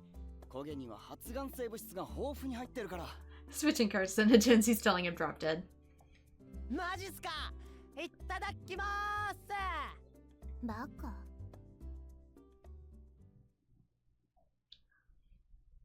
The sun begins to set in the western sky. Mimi and the others have gone to check out the waterfall, and haven't come back since. Hattori went back to the car to get some rest. I wasn't interested in the waterfall, so I wandered the riverbed alone until I found Mew silently packing things up. Here, let me help. I guess it's not an overnight trip. I know she won't give me a response, so without waiting for one, I begin packing up all the already washed grilled equipment. I'd been conflicted for a bit, but I decided that I can talk to her as long as I don't expect her to say anything. They haven't come back yet. Is the waterfall all that far away? At least she didn't shut down the conversation immediately. Technically, I try to keep it going a little. You're so proper. Picking up on your own like that, that's just called being responsible and not being lazy. What are you doing over there? Amanda is covering the grill with aluminum foil. That's dangerous. Let me handle it. No, it's really not. Also, aluminum foil cools extremely quickly. Alright.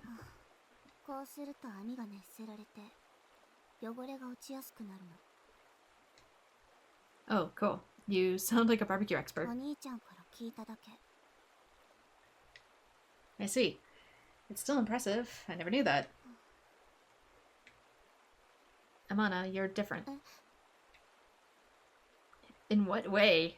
He keeps making all these weird assumptions about characters, despite knowing jack all about them.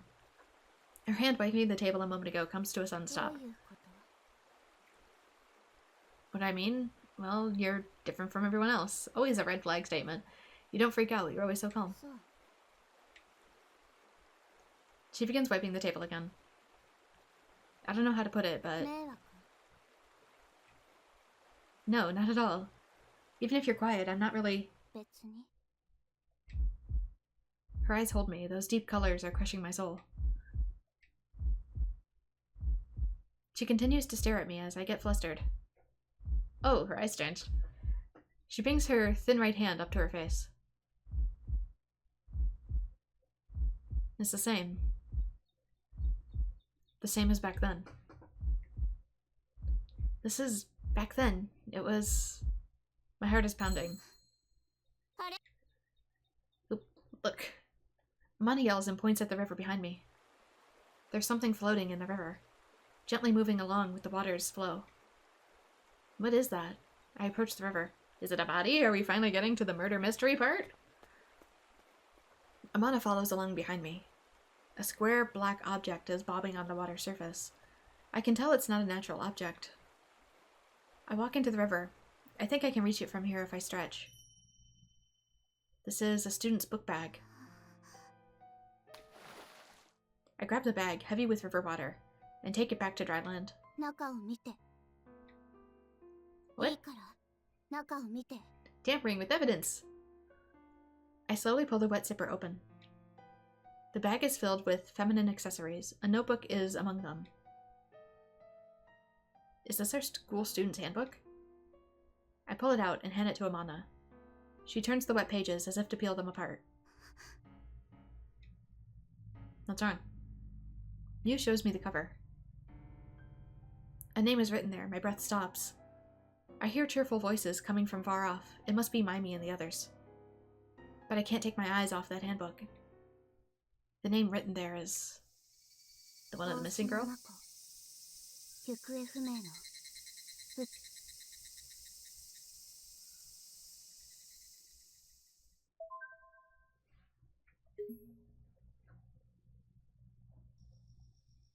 "6:30, we've been here like a whole month. Shouldn't we take that to, like, the police station?" After I hand the bag to Miss Yamashiro, the barbecue is concluded. After seeing that it belongs to Mako Oshima, Miss Yamashiro calls the school, and the police with the grim face. I don't know what happened from there. There's nothing I can do. When I go out onto the porch, the night breeze brings the smell of the ocean. The lights of the town begin to go out. Relaxing? Mimi had been in her bedroom when she comes out to the porch. Nothing. The night air feels good. What are you doing? いろいろと良くない想像しちゃって。 She stands by me and gazes out over the town. 山城先生、ずいぶん慌ててたね。 Yeah, I hope they find her. 本当にそう思ってる？ Why the heck not? Mimi looks into my face. What do you mean? なんか感情がないみたい。 Huh? ここに来た時からずっと思ってたんだけどさ。別にどうでもよかったからあえて聞かなかったんだけど。 What? 何か私に言ってないこと。 あんた見てるとさ、言いたいことを言わないでお腹の中に溜め込んでるように見えるんだよね。なんか諦めてるっていうか。 I've never even thought of that. ふんふん、そんな嘘もつける Maybe ん it's だ。 just kind of slow and emo.